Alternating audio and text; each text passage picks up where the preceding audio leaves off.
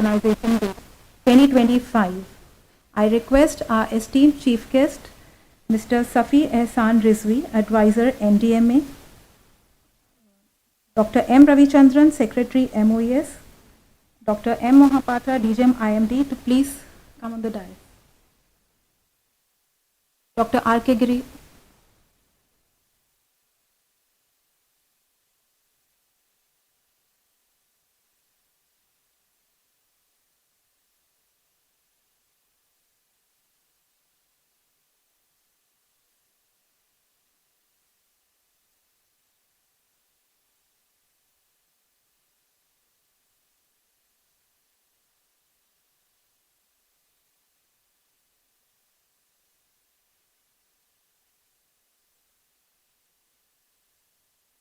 Request all of you to please welcome our esteemed chief guest with a round of applause.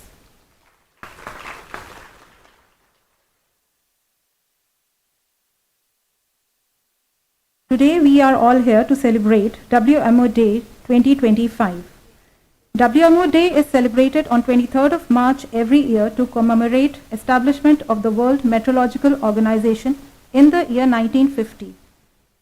The aim of celebrating this day is to raise awareness about the vital role of meteorology and its impact on human life, from weather forecasting to climate change monitoring, along with disaster preparedness. This year's celebration is special as WMO completes its 75th anniversary, marking a new era for international cooperation in the field of meteorology, hydrology, and related geophysical sciences for understanding and mitigating climate-related issues. The theme of this year's WMO Day is Closing the Early Warning Gap Together, that emphasizes the importance of early warning systems to mitigate the consequences of climate change and extreme weather events, and aligns with the Early Warnings for All initiative. Now I request our esteemed chief guest, Mr. Safi Ehsan Rizvi, Advisor NDMA, Dr. M. Ravichandran, Secretary MoES, Dr. M. Mohapatra, Director General Meteorology IMD, to please do the honors and light the lamp.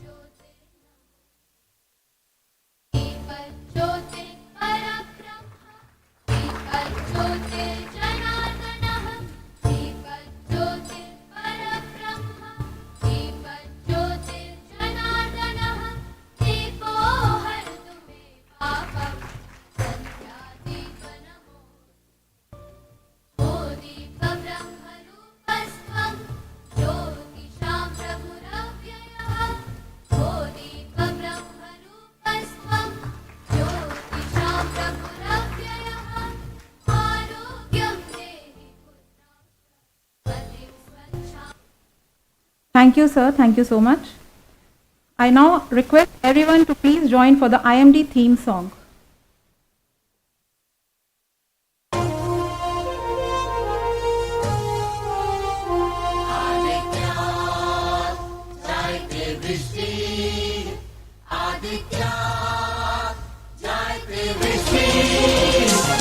मौसम विभाग वंदे, मौसम विभाग वंदे, हम हर मौसम पढ़ने वाले, मानव जीवन के रखवाले। वसुधा परिवार हमारा है, मौसम विज्ञान सहारा है। पृथ्वी की गतियों का विधान, ऋतुओं का शाश्वत संविधान, जलवायु और पर्यावरण के परिवर्तन का ध्यान, आपदाओं से हो सतर्क सब IMD अभियान। ये मौसम ज्ञान पुरातन, नवल विज्ञान प्रभावन।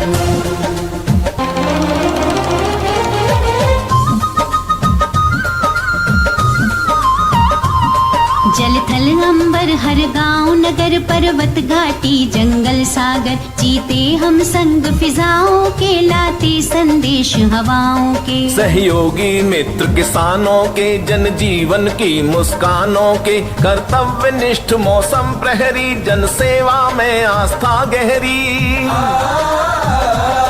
करते अध्ययन तूफानों के नव चक्रवात अनुमानों के। जन धन जीवन रहे सुरक्षित मंथन अनुसंधान मानवता के लिए समर्पित मौसम का विज्ञान मानसून संज्ञान। अपना ज्ञान पुरातन अमर वरदान सुहावन।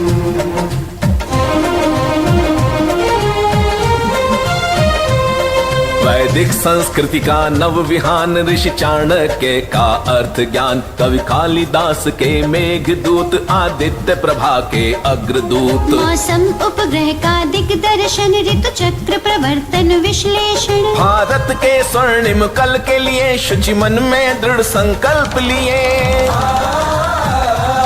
साक्षी समृद्ध विरासत के हम गौरव प्यारे भारत के। पूर्व पश्चिम उत्तर दक्षिण शुभ कर्म योग संधान सीमाओं के पार हमारी करुणा की पहचान सहयोगी गुणगान। मौसम ज्ञान पुरातन अमर विज्ञान पुरातन।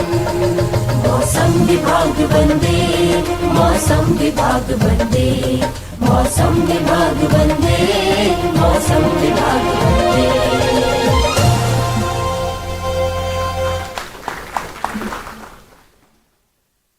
After this wonderful IMD theme song, I now request our DGM, Dr. M. Mohapatra, to felicitate our esteemed chief guest, Mr. Safi Ehsan Rizvi, and Dr. M. Ravichandran, Secretary, MoES, by presenting them with a shawl and flower pot.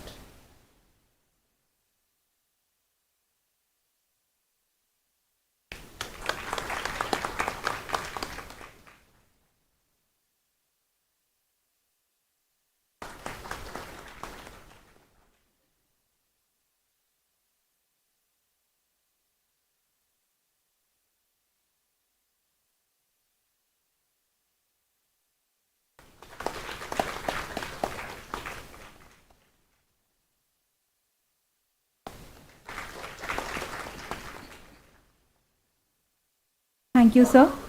I now request Dr. R.K. Giri, Scientist Head Organization Division, India Meteorological Department, to please come and give the welcome address.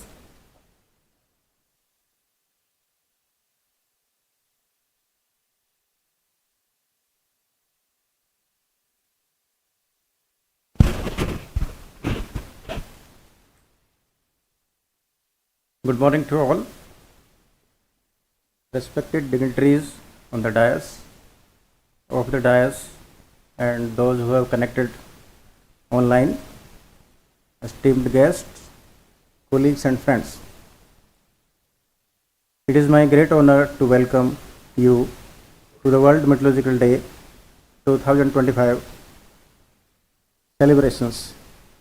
This day holds special significance as it commemorates the establishment of the World Meteorological Organization in 1950 and has been celebrated annually since 1961 with different themes that emphasizes the importance of the meteorology, climate science and disaster risk reduction.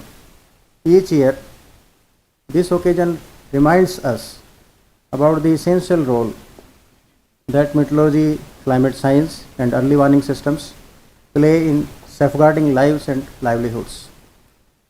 We are celebrating in this year on 22nd March at HQ and 24th March on other meteorological centers. And 22nd March is also remembered as Rashtriya Panchang Day.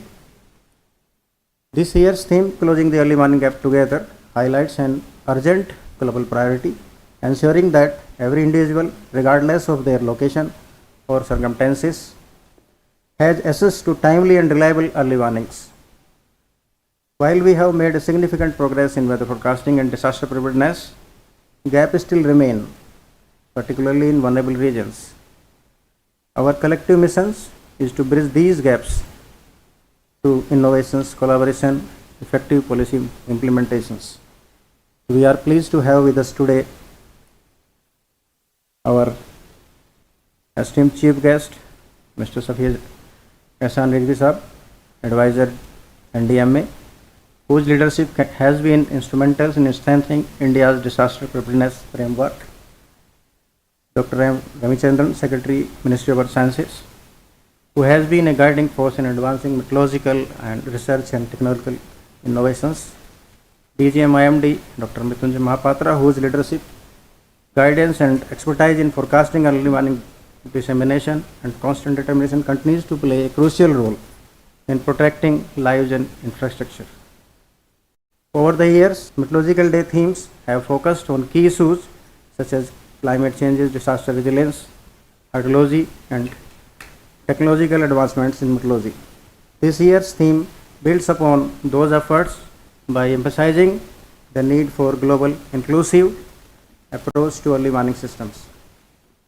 We have today with us eminent speakers discussions that will focus on enhancing early warning disseminations, improving interagency coordination, and ensuring communities for well preparedness and to resolve the extreme weather events.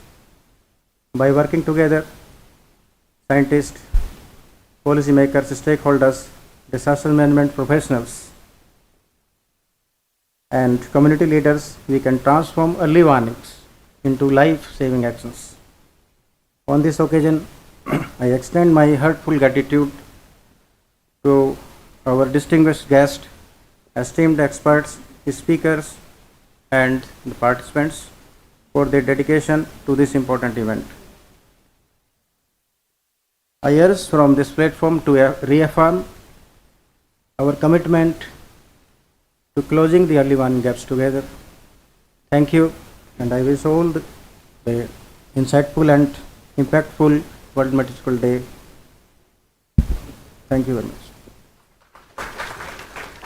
Thank you, sir. Dr. Mrityunjay Mahapatra is the Director General of Meteorology, India Meteorological Department, Third Vice President and Permanent Representative of India with WMO. With a PhD in physics and more than 30 years of experience in meteorology, he has made significant contributions in improvement of early warning services of IMD. He brought laurels to the country from international agencies for effective cyclone warning and is popularly known as the Cyclone Man of India. He is the author of many research papers in national and international journals. He has also received several awards, recognitions from different national and international agencies, with the latest being the Outstanding Service Award 2025 from American Meteorological Society for enhancing tropical cyclone prediction and warning systems in the Indian Ocean region through exceptional leadership and services. I request our respected DGM sir to please come and give the kind address.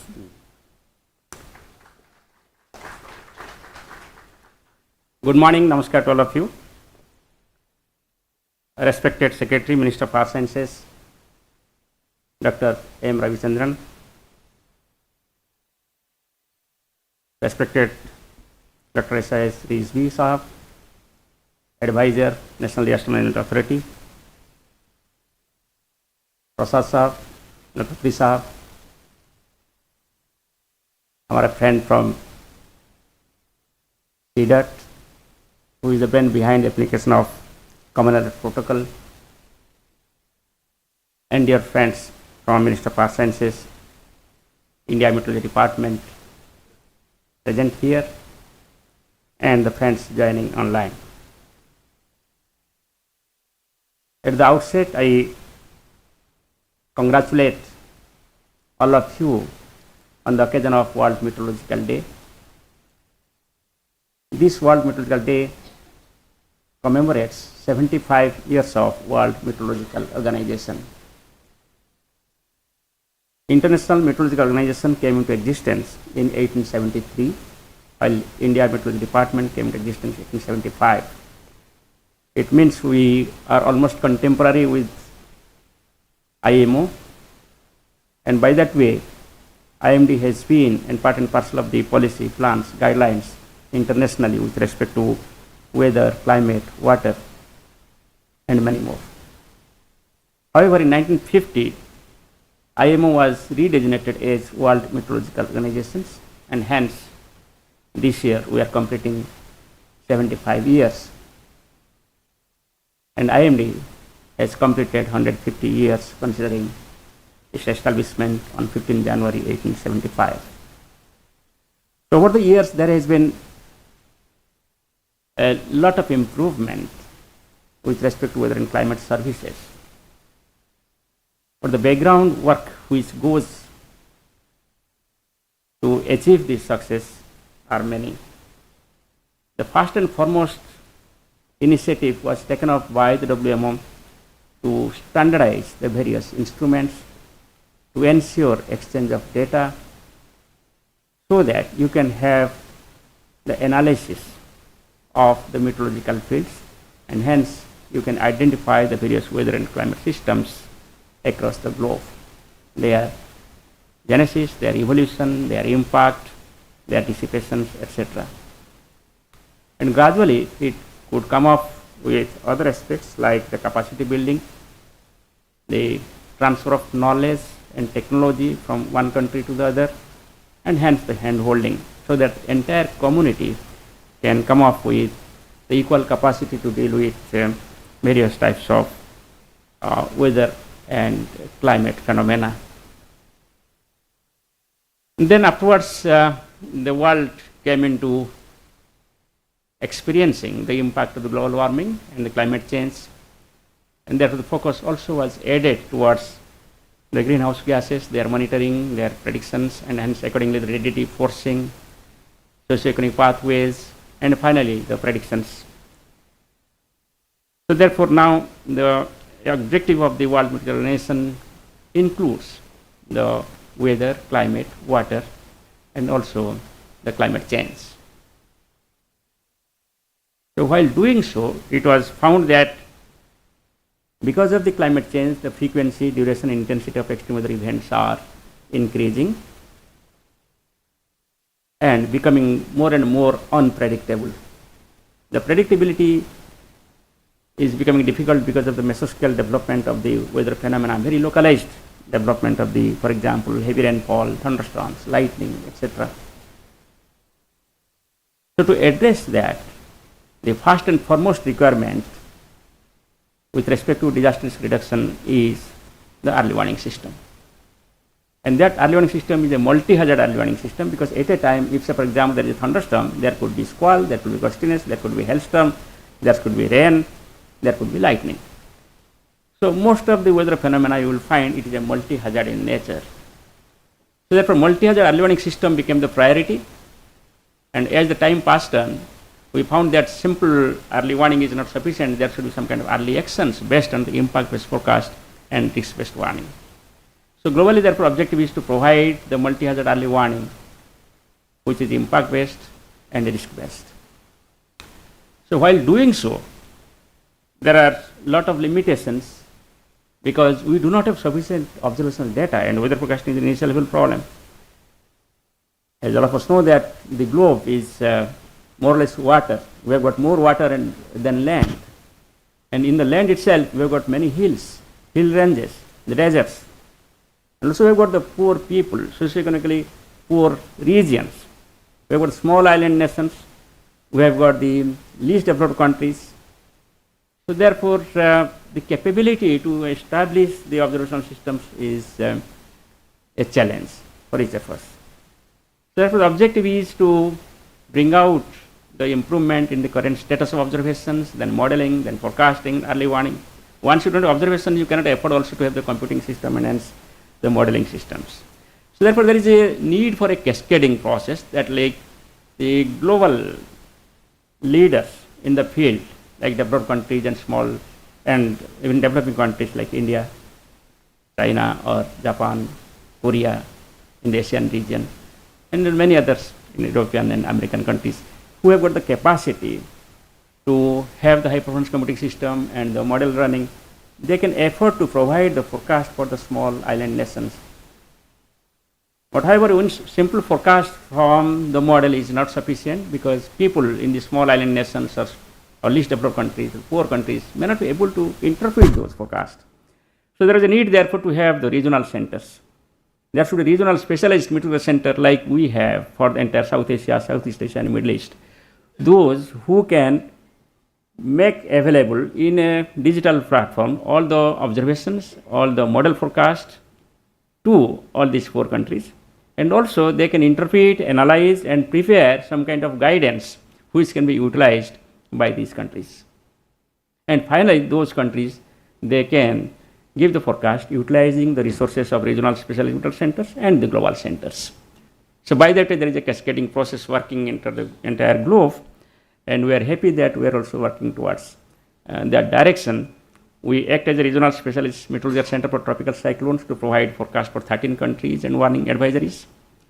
We also provide the severe weather guidance to 9 countries in the South Asia and Southeast Asia as a RSMC for severe weather of South Asia. We also act as the RSMC for flash flood guidance to provide for the South Asia like Nepal, Bhutan, Bangladesh, Sri Lanka, Maldives, etc. Apart from that, we also act as a regional climate center to provide the climate guidance, say for example, providing the climate outlook for each season. We provide for entire South Asian region, North Indian Ocean, that is Bay of Bengal and Arabian Sea. Apart from that, when you provide all these things, the regional centers have the responsibility to provide the capacity building. Therefore, training is a very important part, and we conduct training almost every year through South Asia Climate Outlook Forum, Users Forum, also RSMC Tropical Cyclones, South Asia Flash Flood Guidance System, and RSM Severe Weather. So this has helped the region to capacitate to deal with various types of weather. As a result, the impact of all these severe weather hazards is not only reduced over the country, but also in different regions where India plays a role. But still then, if you just look at, we have to go a long way because even now also 50% of countries do not have the early warning system. And these are mainly least developed countries and small island nations.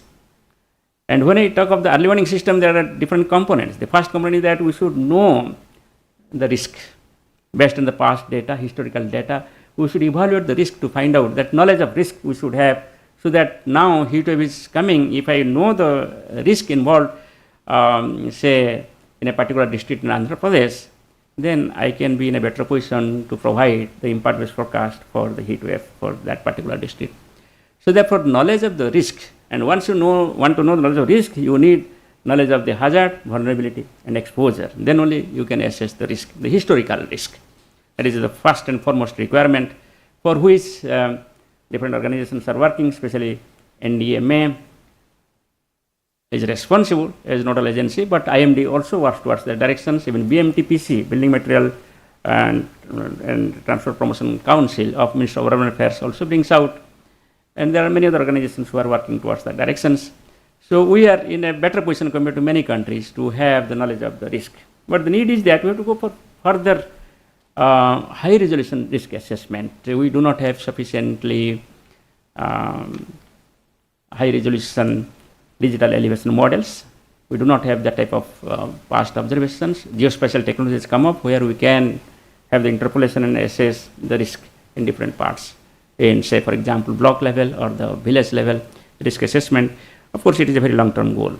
The second one is the observations, monitoring, and forecasting that IMD is the nodal agency here, along with INCOES and supported by IITM, NCMRWF, and many other organizations. It is not simply the meteorological, it is also the oceanic hazards which are also taken into consideration for early warning system.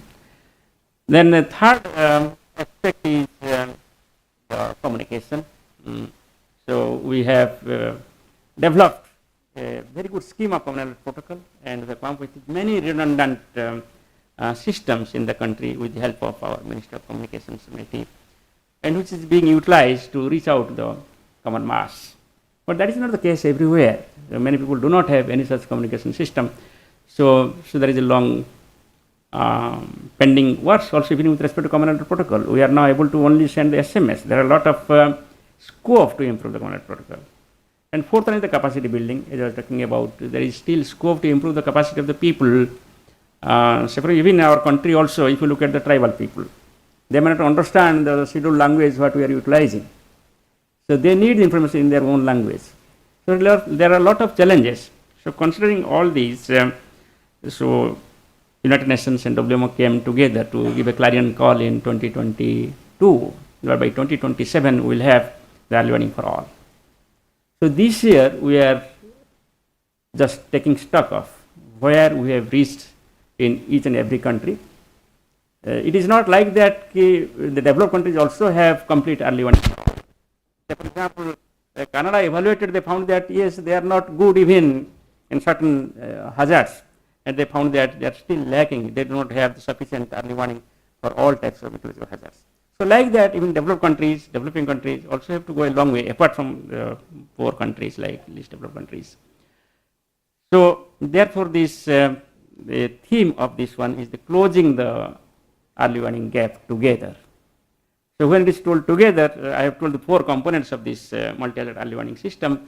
So it involves therefore the early warning agencies, it involves therefore the capacity building agencies, the communication agencies, and also you need the data, and also you need the R&D and academic institutes to be involved for the various developments.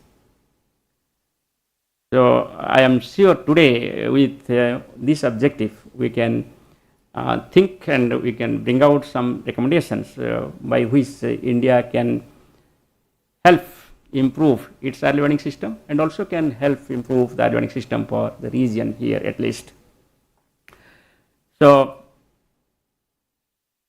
while doing all these things, there are certain developments, and today we are releasing certain books with respect to the cyclones, thunderstorms, monsoonal heavy rainfall and floods, etc., and also with respect to environment. And the most important one is that we are releasing today the Rashtriya Panchang. So today is the day when the Sakab commences, and accordingly it is the new year, and every year on this day we release Rashtriya Panchang. And this year we thought that in this August forum we will release this Rashtriya Panchang. The second one is that yes, 23 March is the World Meteorology Day and 22 March is the World Water Day. You all of us know that there is no difference between weather, water and climate, all are related with each other. So therefore it is a good opportunity to take a holistic view with respect to various hydrometeorological hazards and closing the early warning gaps for those hazards together. I once again wish all of you a happy World Meteorological Day. Thank you very much. Thank you so much, sir. Dr. M. Ravichandran has been serving as the Secretary to the Government of India in the Ministry of Earth Sciences since October 2021. A PhD in physics, he has had an illustrious career spanning various institutions of MoES and with different roles. His expertise and diverse areas of interest include atmospheric physics, ocean dynamics, and many others.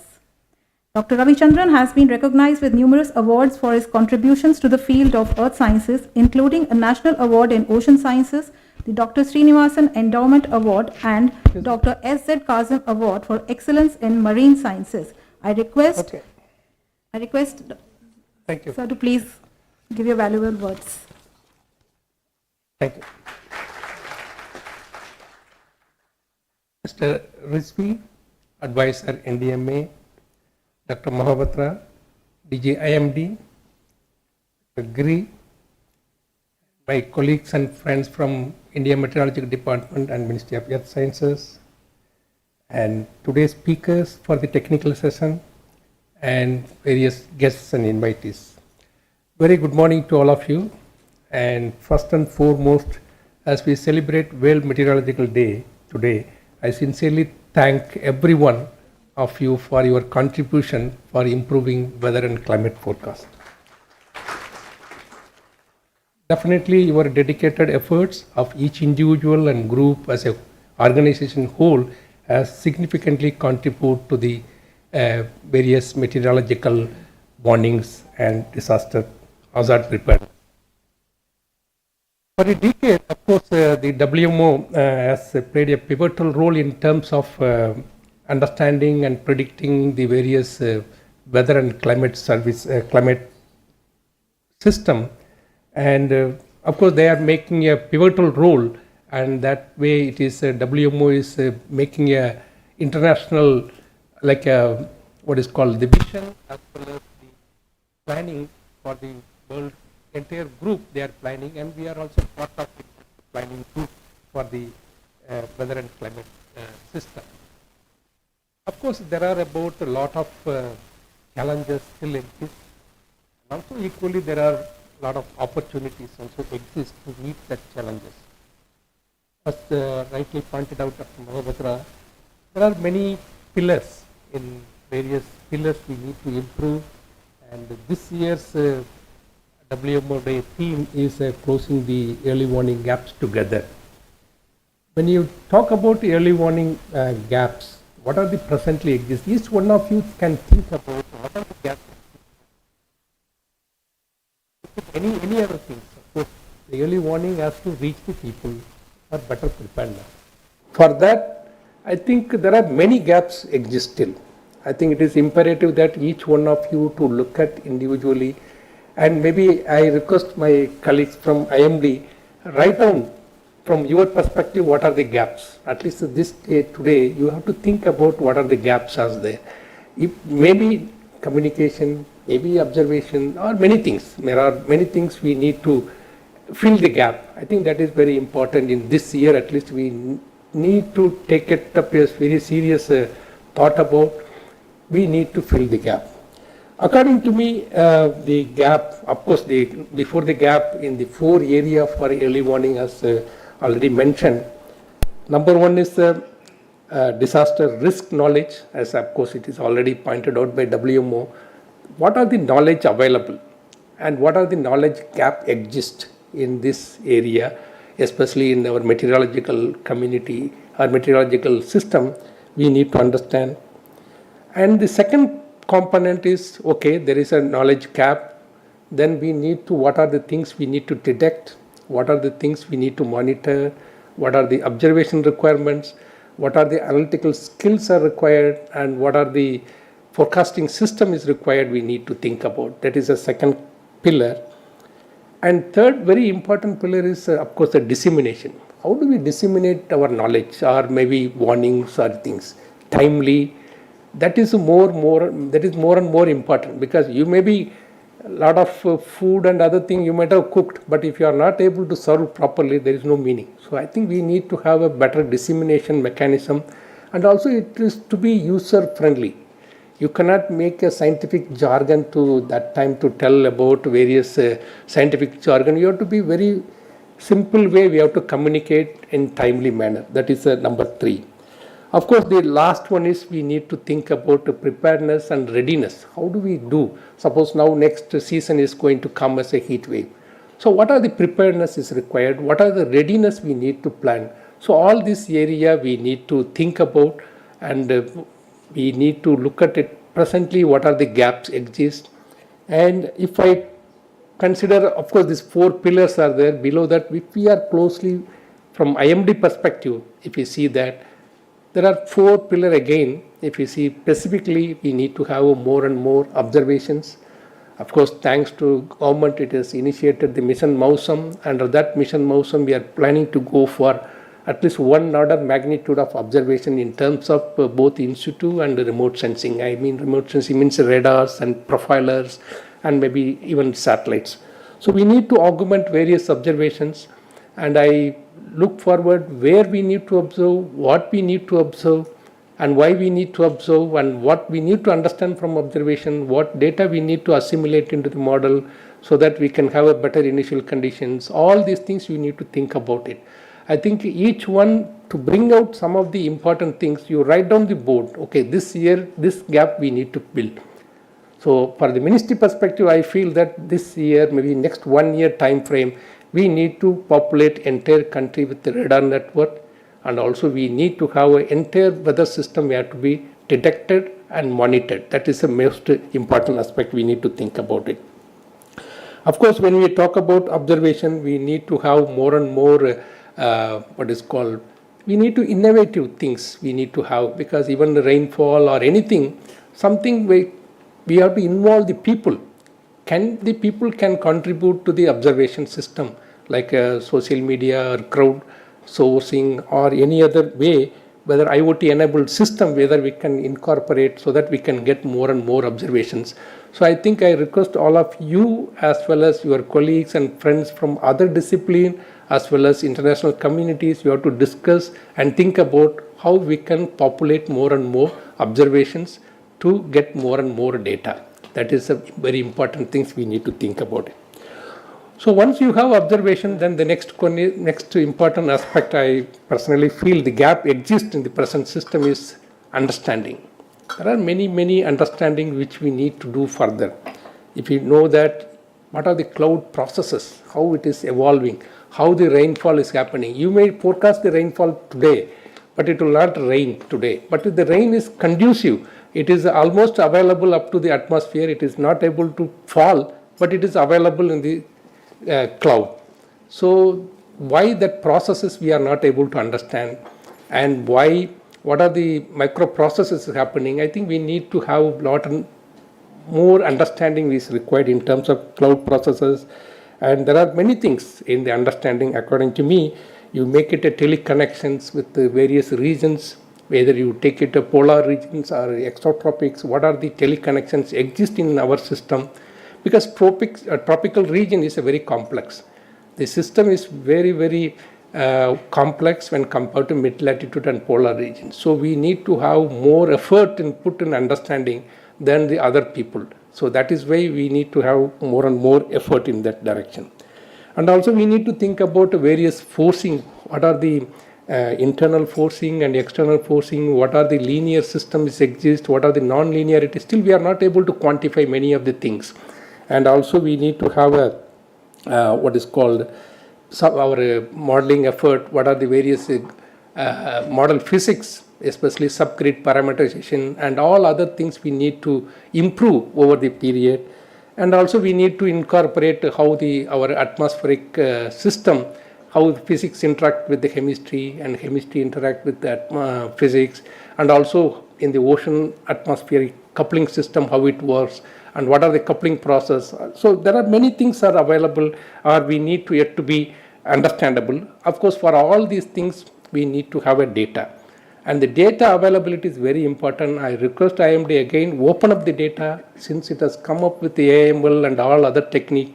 Each one will look at it differently. They will be able to bring out new informations. I think for that we need to have open up our data sets for the right from university students to entire scholar or maybe various other people. We need to keep up the data. And also I would like to see the modeling also. Of course NCMR WF is there, Dr. Prasad is here. We need to go for one order higher in terms of modeling resolution, in terms of spatial resolutions, as well as we need to go for various combination of ensemble forecasting systems so that we can predict better forecast system on all the systems, whatever is happening. Some model is good in some areas, maybe in the orographic area, some model may be good. In non-orographic areas, some model may be better. So we need to use the AML technique. So which model perform better in which regions we need to understand, and then we can accordingly we need to put forth various tools in that. Ultimately, we need to have all kinds of system. Either you take it a numerical model or AML based model, or you can have a statistical model.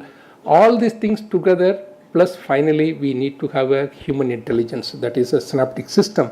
Everything we need to combine, then only we can improve. So each area, what are the gap exist, we need to think about so that how we can go forward. And I request maybe some of the group, maybe one of group, maybe now onwards, focus on futuristic aspect in terms of understanding or observation in computing also. So maybe we need to think about how we can implement our numerical model or AML in quantum computers. So we need to start So we cannot behind somebody, we cannot follow. I think we need to lead in this aspect. I request to some of you to take up this job so that we can have a better preparedness and better computing tools in the future. Of course, the final pillar, I always say that the dissemination, we need to have a GIS-based automated system, and also we have to communicate. Actually, we have to communicate the level of forecast and with uncertainty. What are the uncertainties there that we need to communicate to the user? Because without knowing the uncertainty, it is very difficult to comprehend what are the level of forecast you are giving. And also we need to communicate various media. Either you take it to mobile app or website or social media or common alert protocol or various kinds we need to populate, and we need to have a better system. And also we need to develop the trust among the people, and also we strengthen our communication with the society. That is more important. For that we need to have a frequent interaction, frequent feedback, what we are providing, whether they are able to understand, whether we can get some feedback so that we can improve our forecast, and all other things we need to think about it. And also now the technology has come, why we cannot go in augmented reality as well as virtual reality, in that mode whether we can forecast or disseminate the mechanism, we need to think about it. So just I think this year is meant for this WMO day, at least everybody, we commit ourselves for basically furthering our meteorological research and innovations in collaborating with the various groups, not only the end users as well as the students and international scientists and academicians. I think we need to work together. Together we try to fill the gap in the coming days, and this year at least we can have, at the end of the year, we can have a meaningful fill the gap. That means we have to contribute something. If you are able to contribute something better system, I think we have done our job. Having said that, presently I think recently I have gone through some of the papers recently in the QJMRS. I think last month or maybe 2 months back, what are the gap exists in meteorological community. They have written very good, nice paper. Please go through that. I will share that information, which paper. They have mentioned what are the gaps exist in terms of data, in terms of methods, in terms of values, and also what is the knowledge gaps exist, and what we need to tailor, and also what is the responsibility of ourselves, and what are the communication strategy we need to plan. All this gap they have nicely narrated. Please go through that so that we will be able to better improve our system. I think with this I conclude. Of course, this day may inspire collectively action so that we can have a better future and better preparedness. And also in terms of, you know that the extreme things are happening year by year. It is more and more, either heat wave or you take a rainfall, it is going to be happening more and more. I think we need to be better prepared. And lastly, as a country like India, I think we need to, as already pointed out by Mohapatra, we need to contribute to our neighbors as well as a global South leader. Can we contribute to many other countries? Whatever we learn, we pass on to them, either Africa or some other small island nations. I think it is imperative that we need to contribute. So working together and collectively together, we will close the early warning gap in this year. Thank you very much. Thank you so much, sir. Our respected chief guest, Mr. Safi Ehsan Rizvi, is a distinguished officer of the IPS 1989 Uttarakhand cadre.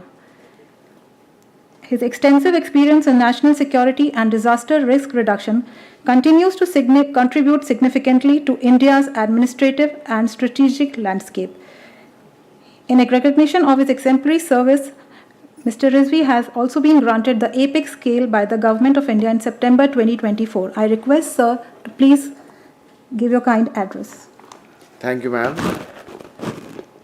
It's very ego pumping to read all these things about yourself on a screen, and then they have a screen here also where you can see it, and you can see your own photograph also. So thank you for pumping up my ego as well on WMO Day.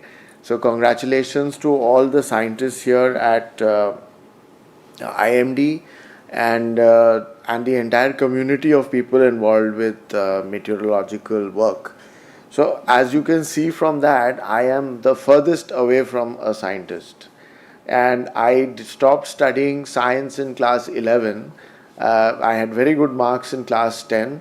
So, but my father had said, "Ki, what do you want to do in life?" So I had plan A was civil services, plan B was an MBA. So he says, since you do not want to be a scientist or a professor, then you go for these two lines and take commerce and economics. So he had a point. So I joined the commerce section. So the first thing I received when I told my physics teacher of class 10 that was a tight slap.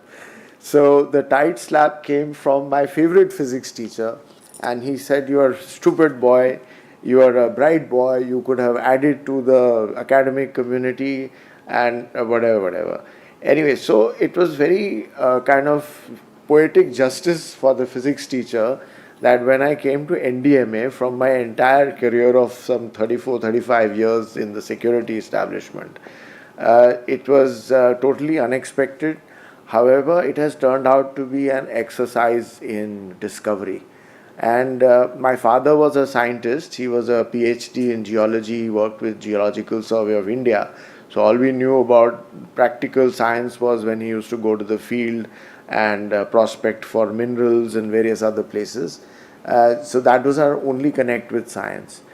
Here in almost 2 years, with deep interactions with many of your scientists, with many interactions with Dr. Mahapatra, Dr. Patnaik is sitting here.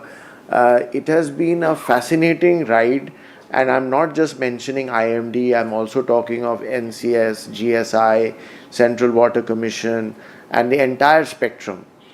And the image I had of the scientific community was a very blurred image that yes, the Indian government scientific community is a good community, they do their work, and an occasional thing that comes in the newspapers, you read that.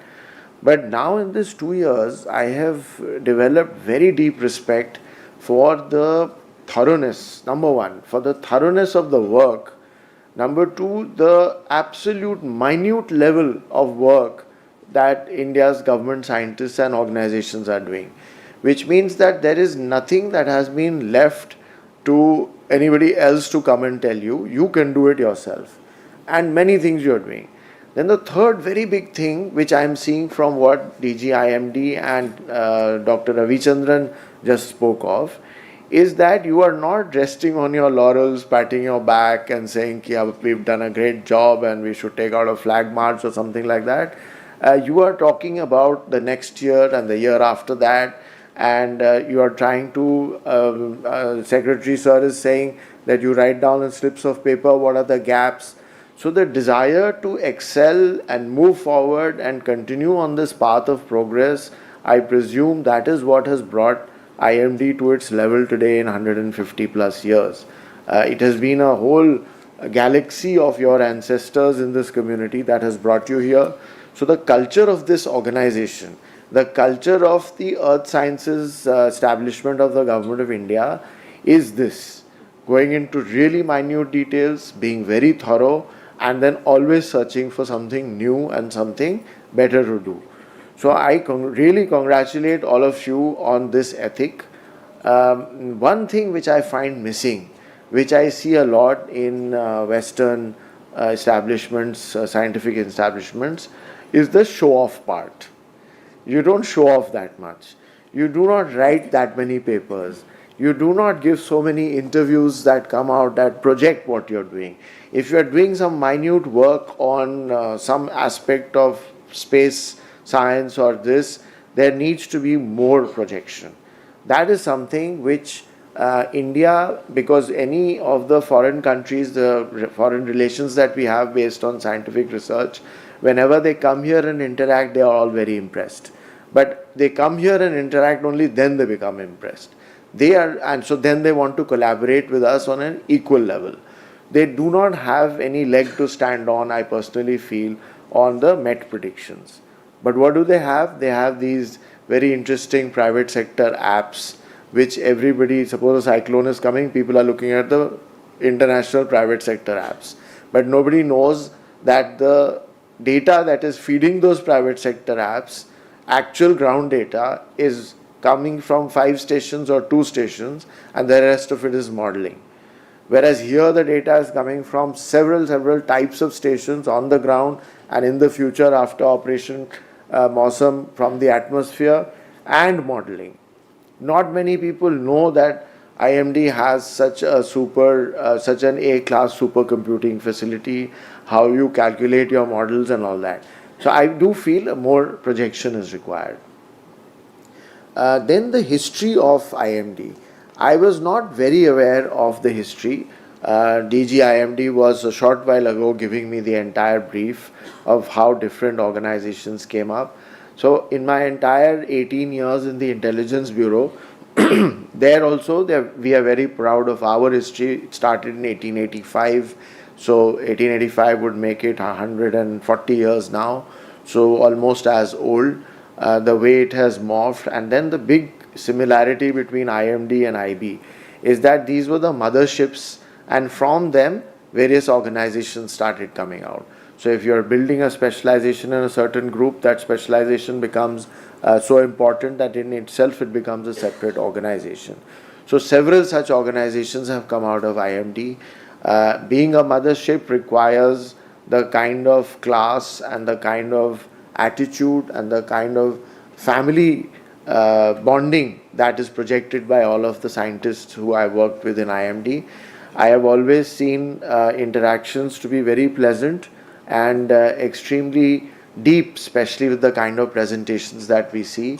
Dr. Mahapatra has always very patiently explained to me and not showing me down, knowing fully well that I know nothing about science, but he has always explained to me the basics and always told me how these things are going to be implemented. So on the management side, I mentioned to you the fact that a little bit more of projection. The other thing I'd like to talk about is the last thing I'd like to mention, because this is not an occasion to go deep. I'll speak for 15 minutes in the 4 sessions later on where I will try to say something deep and definitely not about science. The other thing I wanted to say was about coordination.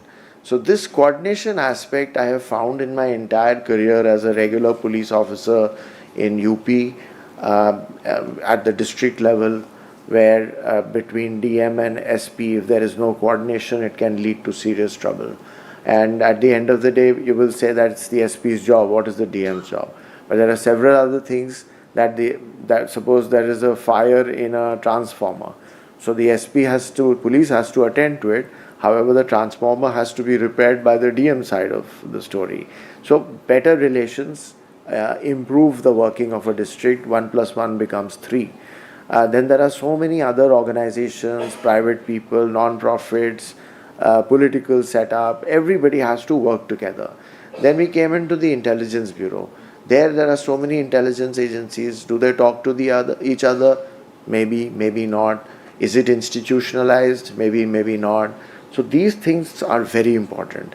Here at NDMA, I found that there are some organizations, they do a lot of coordination on their own.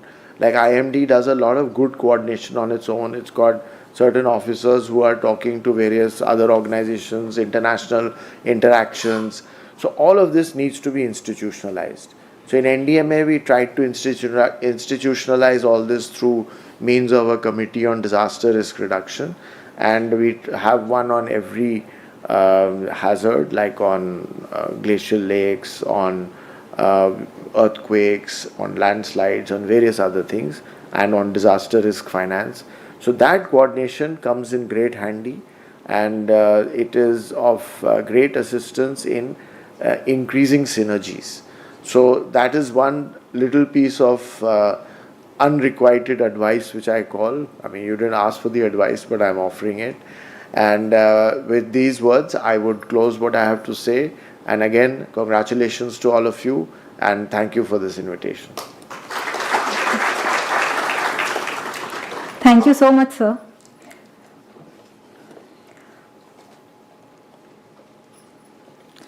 On this momentous occasion, India Meteorological Department is proud to release 5 books The first book is the Rashtriya Panchang for 2025-26, prepared by Positional Astronomy Center, Kolkata. I request our esteemed chief guests, Mr. Safi Ehsan Rizvi, Dr. M. Ravichandran, to kindly do the honors of the book release, along with Dr. M. Mohapatra and Dr. R. K. Giri.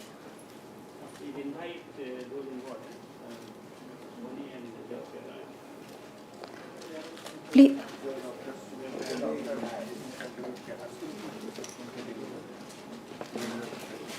I request all the scientists who have contributed to please come on the dais.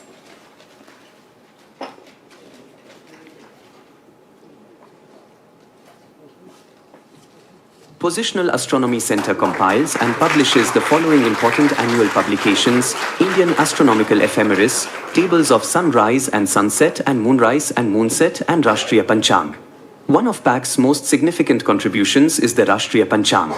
This Panchang is a beautiful blend of India's tradition and science.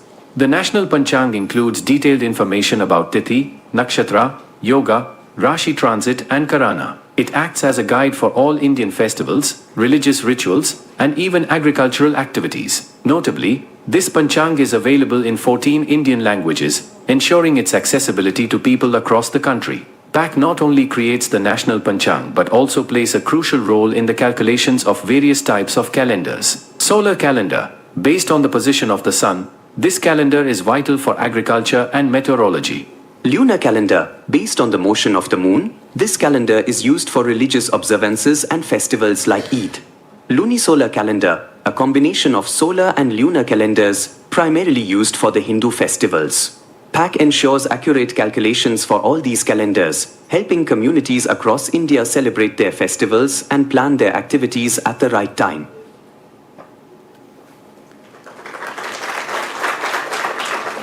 Thank you so much, sir. The second book is titled The Chemistry of Rain Long-Term Observations and Insights from Indian GAW Stations, prepared by IMD New Delhi and Pune office and IITM Pune.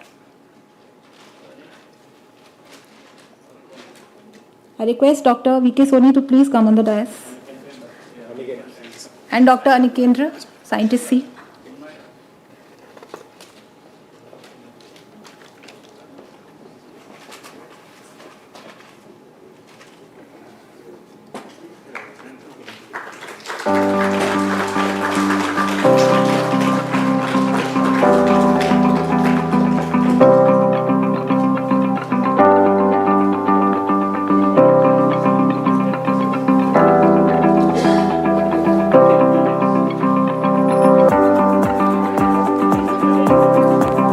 The third book is Rainfall Statistics of India 2024, prepared by Hydrometeorology Division, India Meteorological Department, New Delhi. I request Shri Rahul Saxena sir please to come on the dais.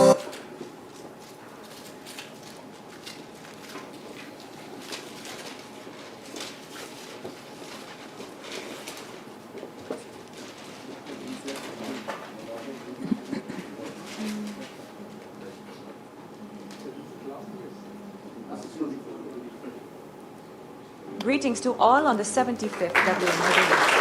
We are privileged to release the annual report on rainfall statistics for the year 2024 on this important day. Amongst all the services provided by IMD to the various stakeholders, Thank you, sir. information on The fourth book perhaps is the most essential activity. The fourth book is The Pre-Monsoon Thunderstorms During 2024, a report prepared by Nowcasting Unit of NWFC, India Meteorological Department, New Delhi.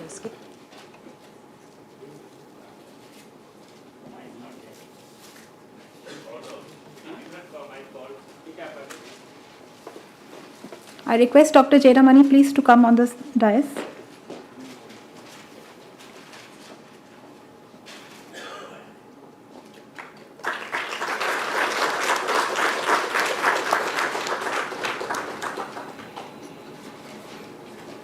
Thank you, sirs. The fifth book is the report on cyclonic disturbances over North Indian Ocean during 2024, prepared by RSMC, New Delhi.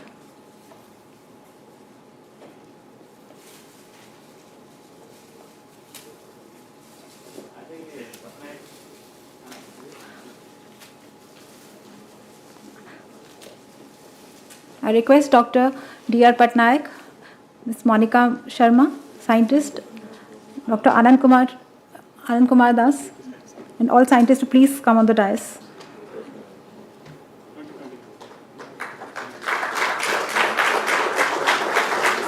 India Meteorological Department acts as one among 6 WMO recognized regional specialized meteorological center and maintains round-the-clock watch over North Indian Ocean and provides genesis, track, intensity, landfall and adverse weather.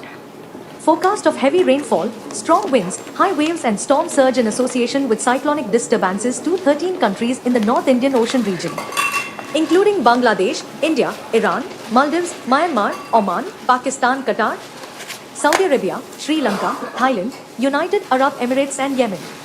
IMD has brought out a report on cyclonic disturbances over the North Indian Ocean during 2024. The report discusses the monitoring and forecasting process, salient features of cyclonic disturbances, performance of numerical models forecast and operational forecast. The track and intensity forecast accuracy has improved by 20 to 25% and landfall accuracy by 40 to 70% during 2020 to 24 compared to 2015 to 19. The improvements in forecast accuracy and early warning services has enabled disaster managers minimize death toll due to cyclones to less than 100 in all the 13 countries in North Indian Ocean. During 2024, because of early warnings and accurate predictions, the disaster managers could achieve zero death toll during Dana cyclone.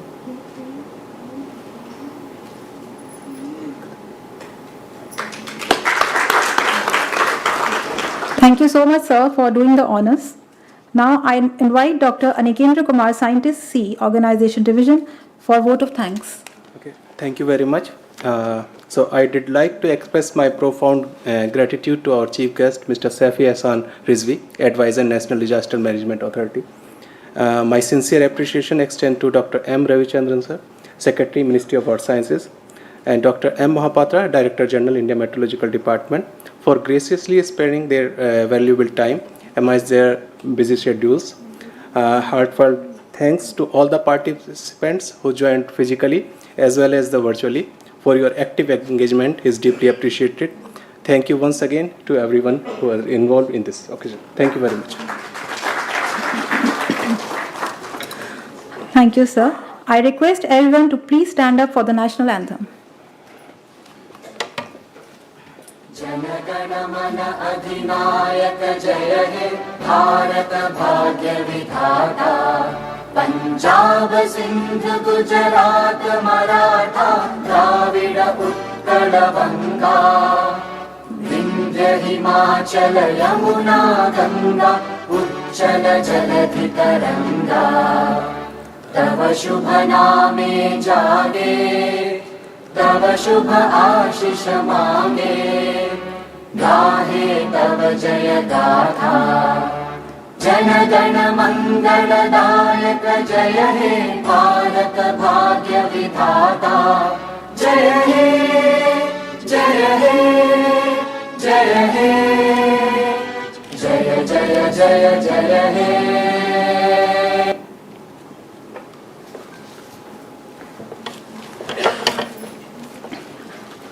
I request everyone now to please proceed at the entrance of the building for a group photo. Thereafter, the tea has been arranged in the adjacent hall. Everyone is requested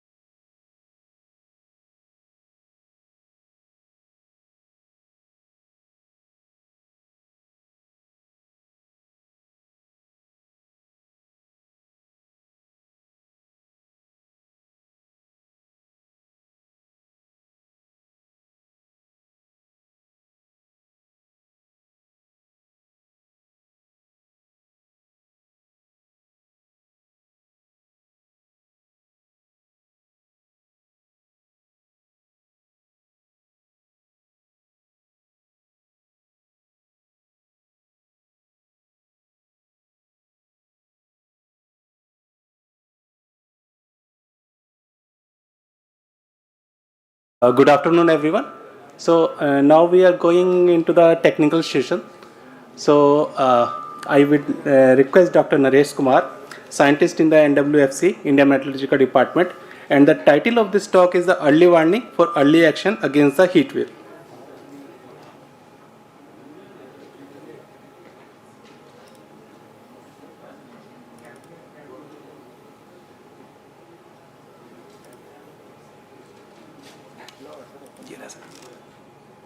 Over to you, sir.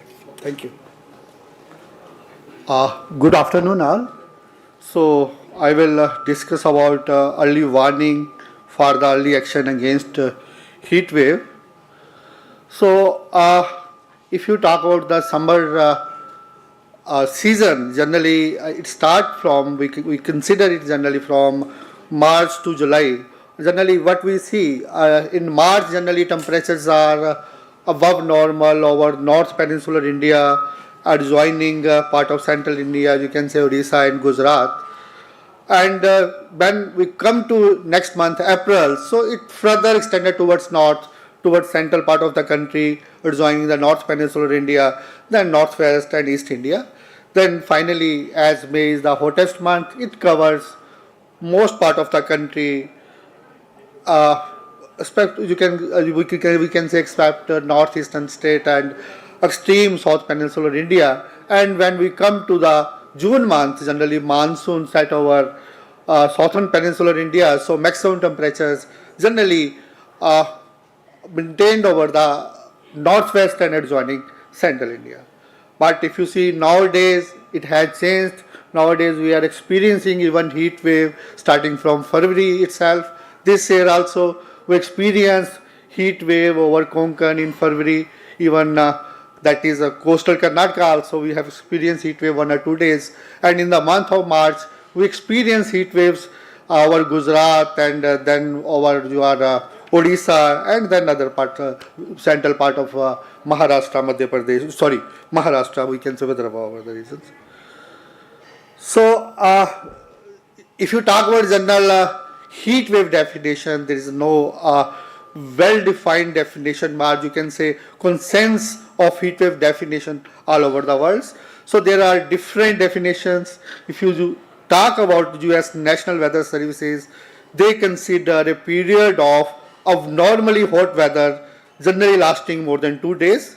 Hot weather they consider whenever the temperatures are above normals, and according to NOAA, they consider a period of abnormally and uncomfortably hot and usually humid weather. They consider along with humid weather also.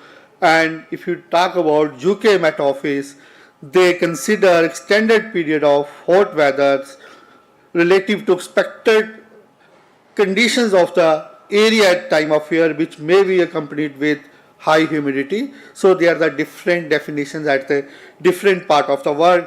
But as everybody knows, in India Meteorological, we consider departures from the normals, that is plains we consider that is a 30 degree for hills, 37 for coastal area and 40 degree for plains, then we consider departures.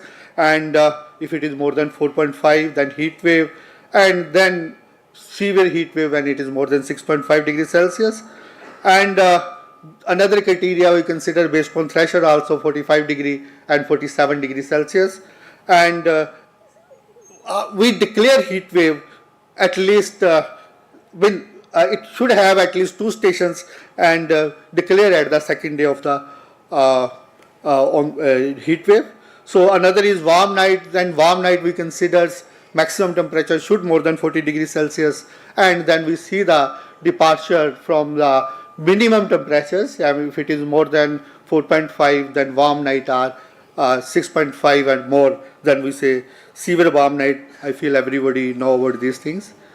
So this is generally climatology of the heat wave starting from 1961 to 2020, and that we see majorly heat wave zone over northern part of country, then adjoining central India, then over your coastal Andhra Pradesh, Telangana regions.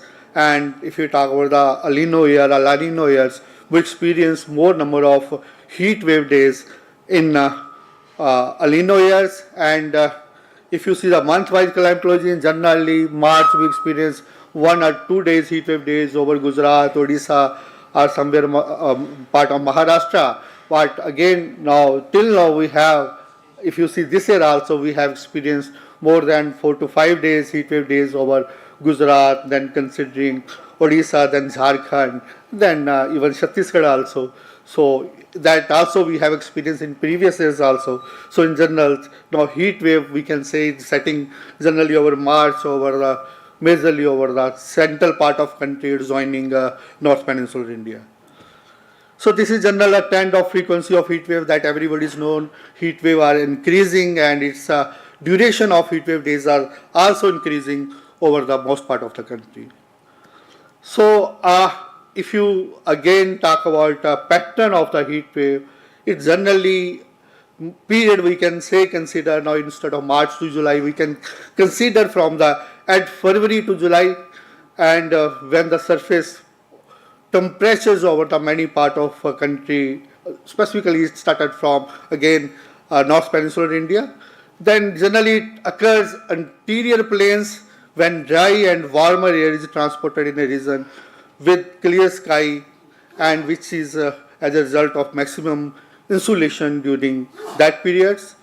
Way Island experiences less heat wave days due to the that is maritime winds, and heat waves generally, if you talk about this is a pattern. If you talk about northwest India, specifically there is anticyclonic formation over the Pakistans, where we experiences more temperatures and winds are northwesterly, then it shifted towards that is northwest India and central part of the country. This is a general pattern. And if you talk about the favorable heat wave conditions, it's usually associated with the anticyclonic flow in the middle and upper tropospheric levels, and sometime it extended into the lower tropospheric level also.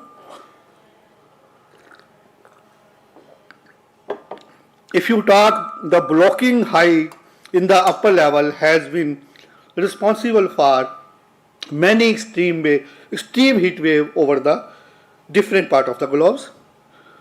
So another responsible factor which enhance the heat wave, that is the effect of soil temperatures on the soil moistures on the temperatures. In general, maximum temperature increases when soil moisture decreases and vice versa. And another we have urban heat islands affect also. In general, urban areas we experiences temperatures are higher than the another areas. So now I come to, firstly we will discuss about for the early warnings. First of all, we should know the synoptic systems. What are the favorable synoptic systems? Then what are the current conditions? Then finally what are the model guidance? So this is just I have considered heat wave days, which is very much unusual over during 2022 in March and as well as in April also. So first of all, this is I think maybe the first time in the history we experienced so many heat wave days in 2022. So what was the major factors? First of all, rainfall, that is there is a subdued rainfall during month of March and April, that I have shown the anomalies, lower one the anomalies of that one that I have shown this one.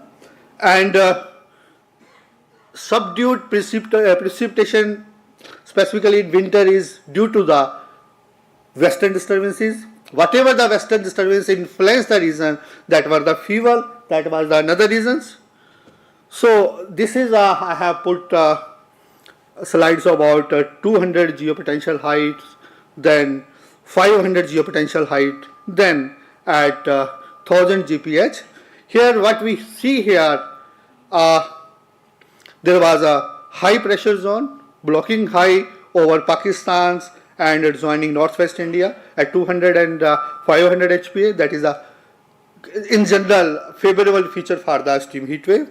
And another, there was a trough of low over the northern part of the country. You can see a east-west trough there was also.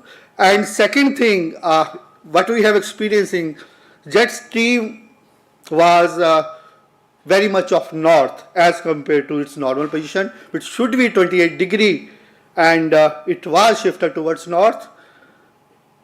Due to that one, whatever the western disturbance has affected our northwest India, they were only feeble. It has caused very light rainfall over the Himalayas and almost no rainfall over plains of northwest India.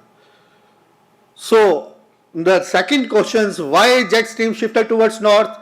Then what we have seen, if you see, this is the surface air temperatures, and here north pole temperatures was 6 to 8 degree above normals.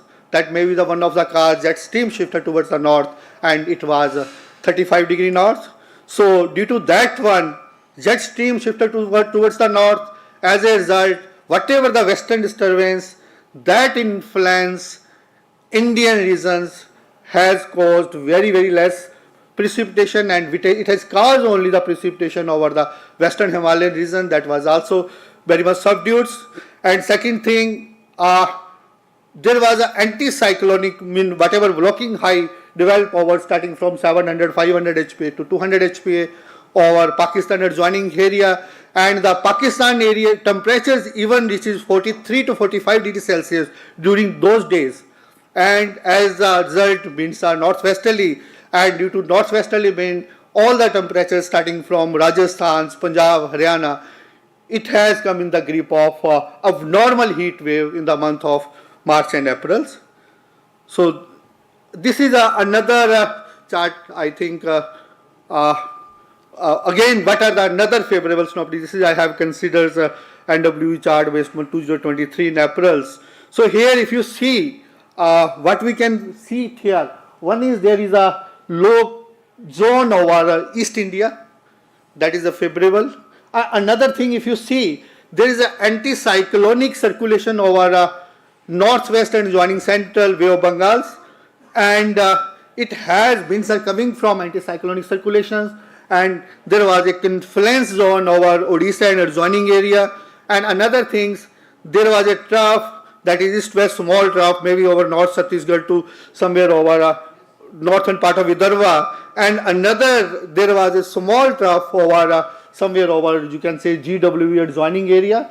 So here, another thing, if you come to the 700 HPA, there was a strong anticyclonic wind flow more than 40 knots over East India. So this is all very much favorable for the heat wave, as what we have experienced on that day. Here we have experienced even over the northern part of Odisha temperature up to 44 degrees Celsius, and humidity is quite high over the northern, specifically coastal part of coastal Odisha and northern part of coast Andhra Pradesh. That is due to the wind confluence, and wherever the moisture has come, that has caused thunderstorm activity. Wherever there was no moisture, there we have experienced the heat wave, like you can see here, GWE, that is Jharkhand and even Bihar, we have experienced heat wave. So that why I want to highlight here. So this is a very important. We have to see wherever the trough or it is a dry trough or it's a moist trough. So if there is a moisture, it will cause thunderstorm activity. If there is no moisture, then it will be a favorable for heat wave over that region. So same thing happens in this one. So third favorable case I have considered, that was very much again unusual heat wave in June 2023 over your majorly over East India. And here we have, this is a typically I have put one chart. So here we have anticyclonic flow which is in general favorable for that is anticyclonic circulations, that is over 200 HPA, even 500 HPA also. We have a strong wind anticyclonic flow over East India, even 700 also we have anticyclonic flow.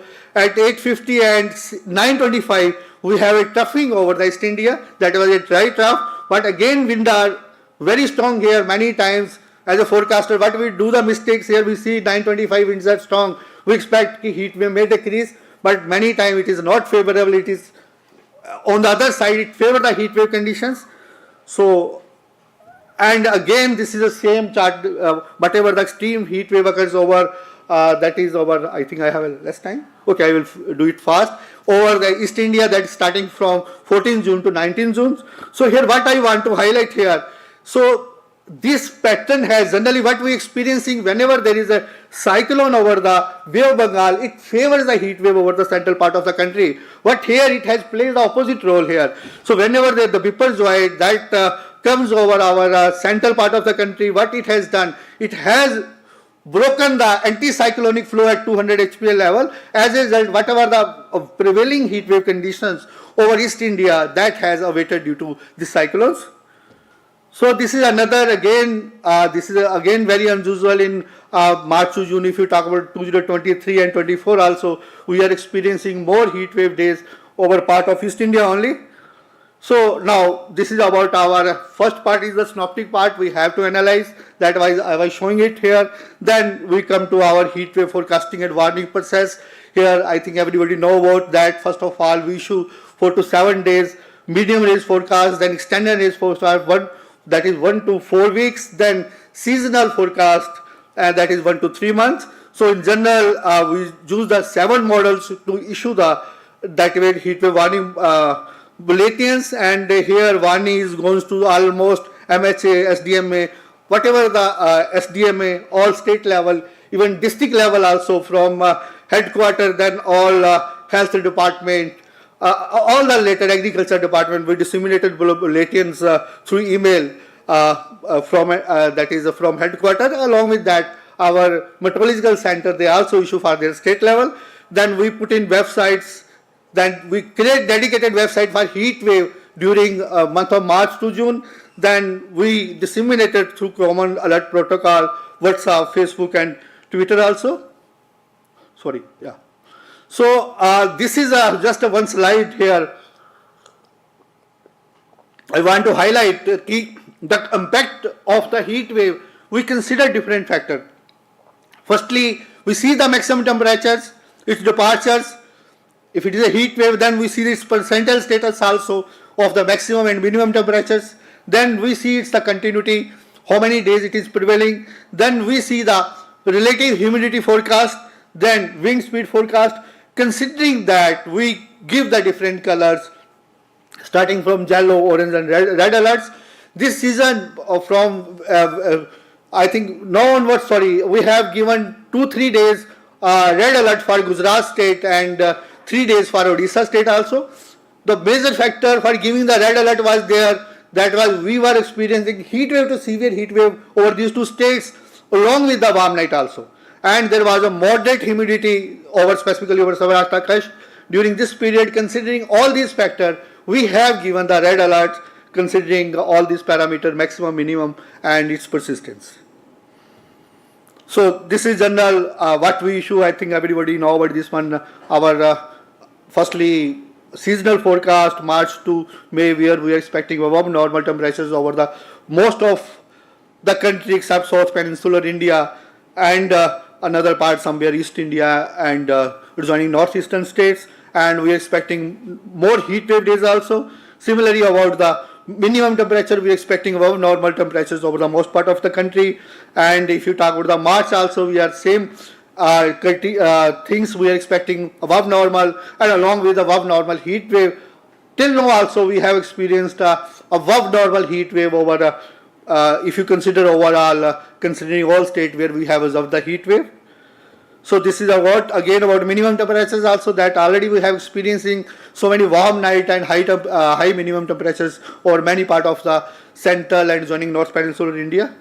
So this is if you consider next 2 weeks, our forecast this week, we are expecting thunderstorm activity majorly over East India that is occurring, and from it will continue next 2 days. Thereafter temperature will rise slowly, but then also it will come normals. Thereafter in week 2, we are not expecting any thunderstorm activity, and we are expecting heat wave may come over again over East India, and even Northwest India also we are not expecting any significant western disturbance. There also temperature will rise, but it will not touch even 40 degrees Celsius, considering that our next week also the major heat wave zone will be over East India only. So another parts what we have to do, that is again daily for synoptic analysis, that what I have shown. We see 200 HPA wind, 500 HPA, just like here 700 HPA, we see the anticyclonic circulation, high pressure zones, then at 850 circulations, and again 925, it's a troughing type, which is favorable. If it's a dry trough, it is a favorable for the heat waves. So again, we see whatever the tendency, and we see the different models, products. Considering all these, we give the heat wave warning for the next 7 days. So this is, I have considered specifically example of 12th March, when there we have experienced severe heat wave, and red alert we have given that one, and that is a corresponding district wise warning issued by our the meteorological center during this period. And this is our skill. Still we have a probability of destruction is 60% up to day 5. Yeah, thank you. Thank you very much, sir. So now we can take 1 or 2 quick questions.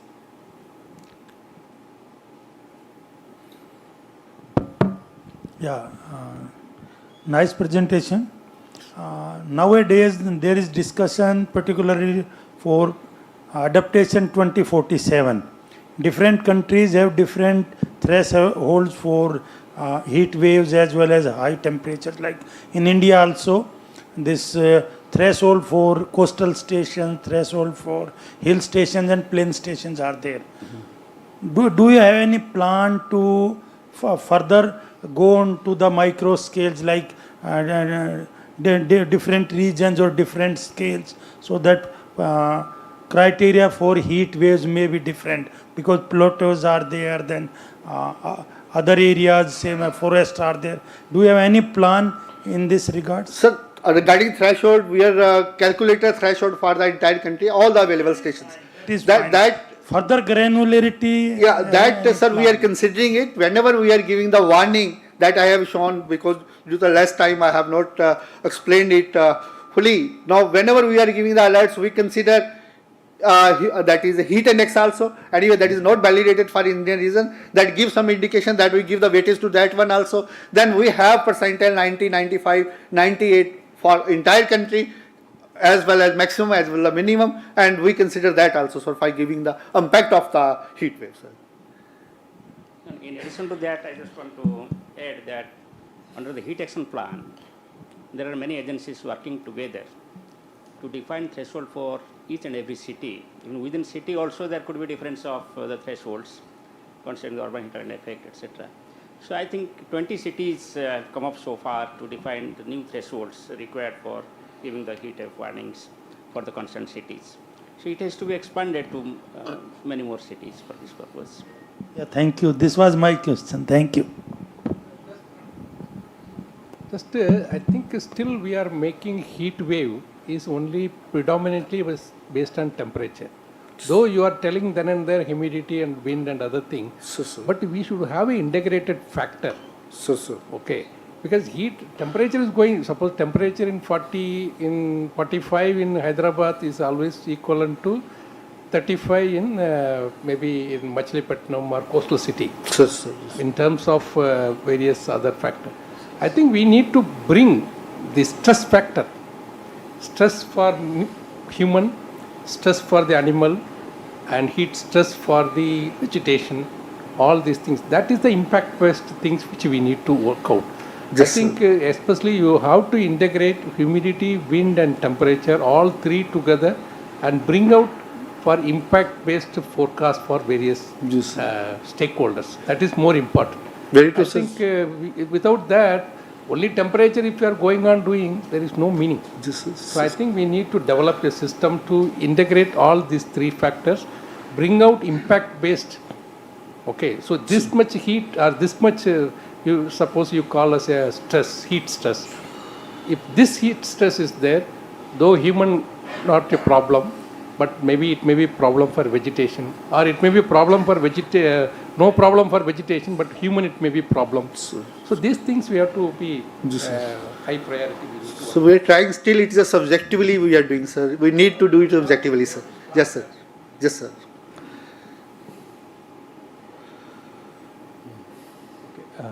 Thank you very much.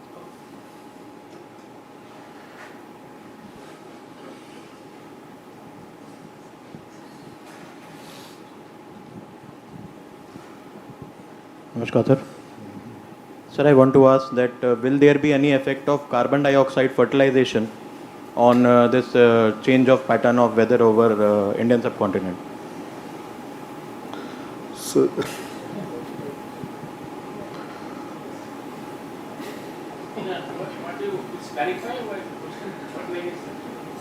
Sir, carbon dioxide fertilization.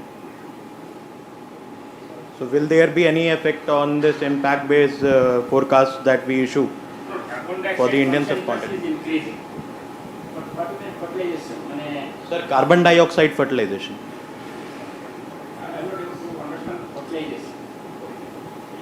Sir, it is basically a concept used for the arid regions over where there was used to be a desert, and now there is a vegetative area. Oh, that's right. Since carbon dioxide concentration is increasing, humidity is also increasing, the photosynthesis will increase, hence vegetation will get a positive impact. So what will start to be? So it is more or used particularly for the oceans. When the flora and fauna are there, they are absorbing more CO2 from the oceans, and the ocean heat flux and ocean marine ecosystem, that is more related to that. Right. But there are certain areas like Rajasthan, where new canal has come up because of that business is going. So certainly it will have certain impact on photosynthesis and More observation.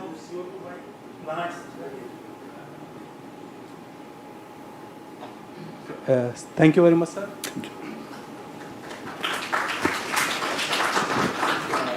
Now, I would like to request Mr. Safi Hassan Rizvi, IPS, Advisor, National Disaster Management Authority, and the talk is Beyond Safety Lives.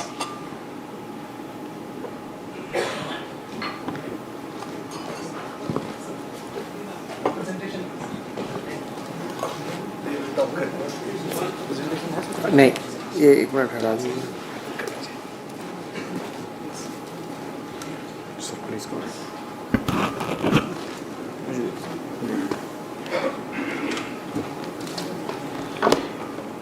Thank you, and thank you for bearing me again. So, I had come with a few points, and it was very interesting to hear this latest point about carbon dioxide induced fertilization. I guess that is what it meant.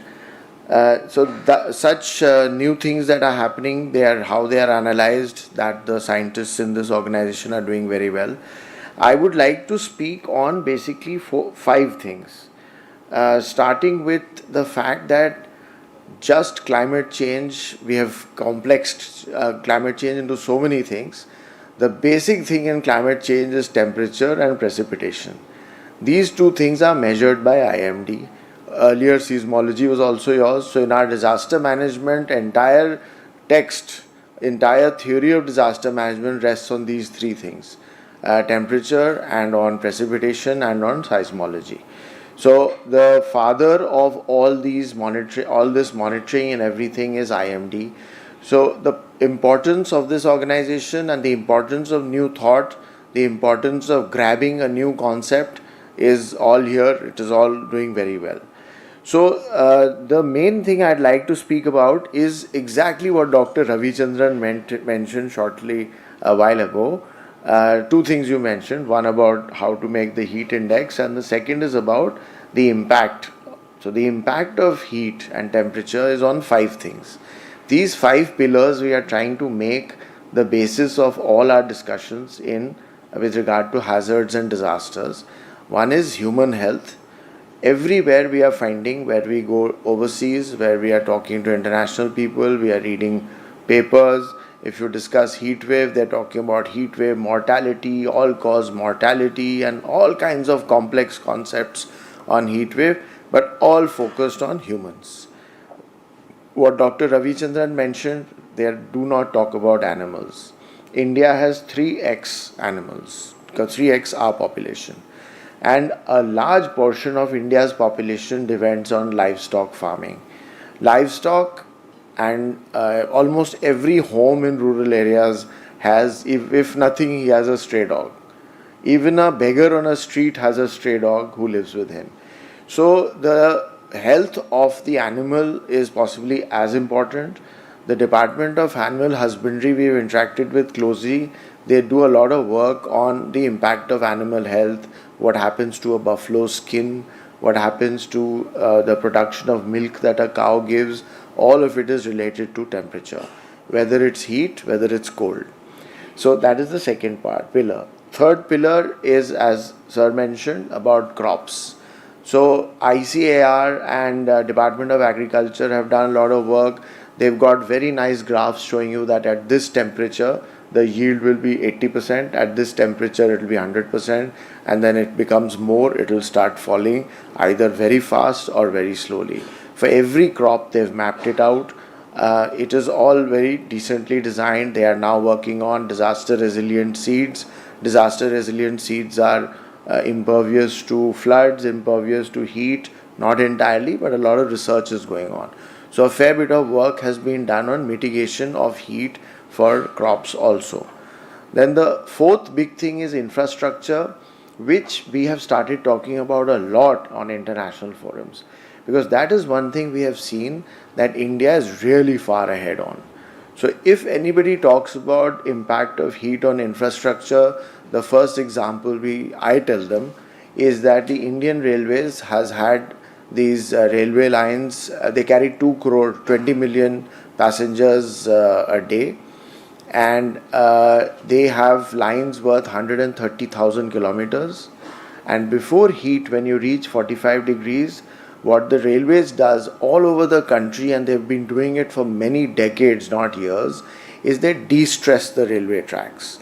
So what they do is they actually open the rivets and they let the line expand over a period of X hours or days or whatever their system is, and then they rivet it back again. So instead of turning like this or twisting, the rail line remains straight and the rails are able to run at full capacity at 48 degrees centigrade also. And all of you are very well aware that ambient temperature is what we read in the newspapers and on IMD website. The actual radiation hitting the railway line could be even 60 degrees. So Indian government has done so much on Indian railways, and my original point, we have not projected this globally. We've started projecting it. You talk of a metro rail in Delhi. So from 2022 degrees, it is speeding through 2022 degrees and suddenly it emerges in 48. And that 48 is again ambient. So what happens to its steel and its wires and its telecom cables at 60 degrees of radiation that it is suddenly exposed to? What is the impact of that sudden change in temperature? And then when it goes back again 2 minutes later into another tunnel. The sudden warming and the sudden cooling, how has that have been dealt with? So there were some European scientists who had come to a CDRI seminar. So they were talking about heat and infrastructure and all that. So I told them that we are here to help you, and we will bring you dozens of engineers from the Indian Railways and the metro to tell you how to deal with the fact that when temperatures cross 35 in Amsterdam, they shut down their metro rail because they don't know how to operate it beyond 35. So how to deal with heat is a bigger problem for you in Europe than for us in India. We are only dealing with incrementals of halves and ones. You are dealing with incrementals of possibly 5 or 7 degrees. So that's the fourth pillar on which we need to focus. Then CDRI has done very nice work, theoretical work, but they went down to the field and they studied it on what happens to power lines and what happens to telecom. So 70-75% of the infrastructure that is hit by cyclones and also by heat is basically transport, railways and road, power and telecom. So these four areas are something where India's infrastructure at 45-48 deals with flawlessly. The only thing I think that remains, which we've not really managed to do very well, is these transformers in small cities, possibly because they're very old, they keep catching fire, and that leads to a lot of issues, including breakdowns, law and order problems, and various other things. So this is the infrastructure pillar. The fourth one is, and the third one on crops, and the second one on animals. These three fields, I am seeing there's a huge vacuum globally about good practices which India needs to export. Whether IMD does it in its interactions with WMO or any other organization, it is immaterial. All of us should do it.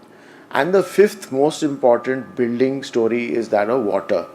So the impact of heat on water, the impact of lack of heat on water, the impact of what happens to water in colder zones, this obviously does not need to be studied by IMD, but wherever there are stations close to water bodies or to flowing water, are some places where possibly some kind of analysis could be done on existing data sets that IMD has, that is there some more impact of water being close by, or the impact whenever you start putting new automated rain gauges or automated monitoring systems, you could also start including water pressure meters in areas close by and start measuring water also and share it with CWC. Doesn't matter.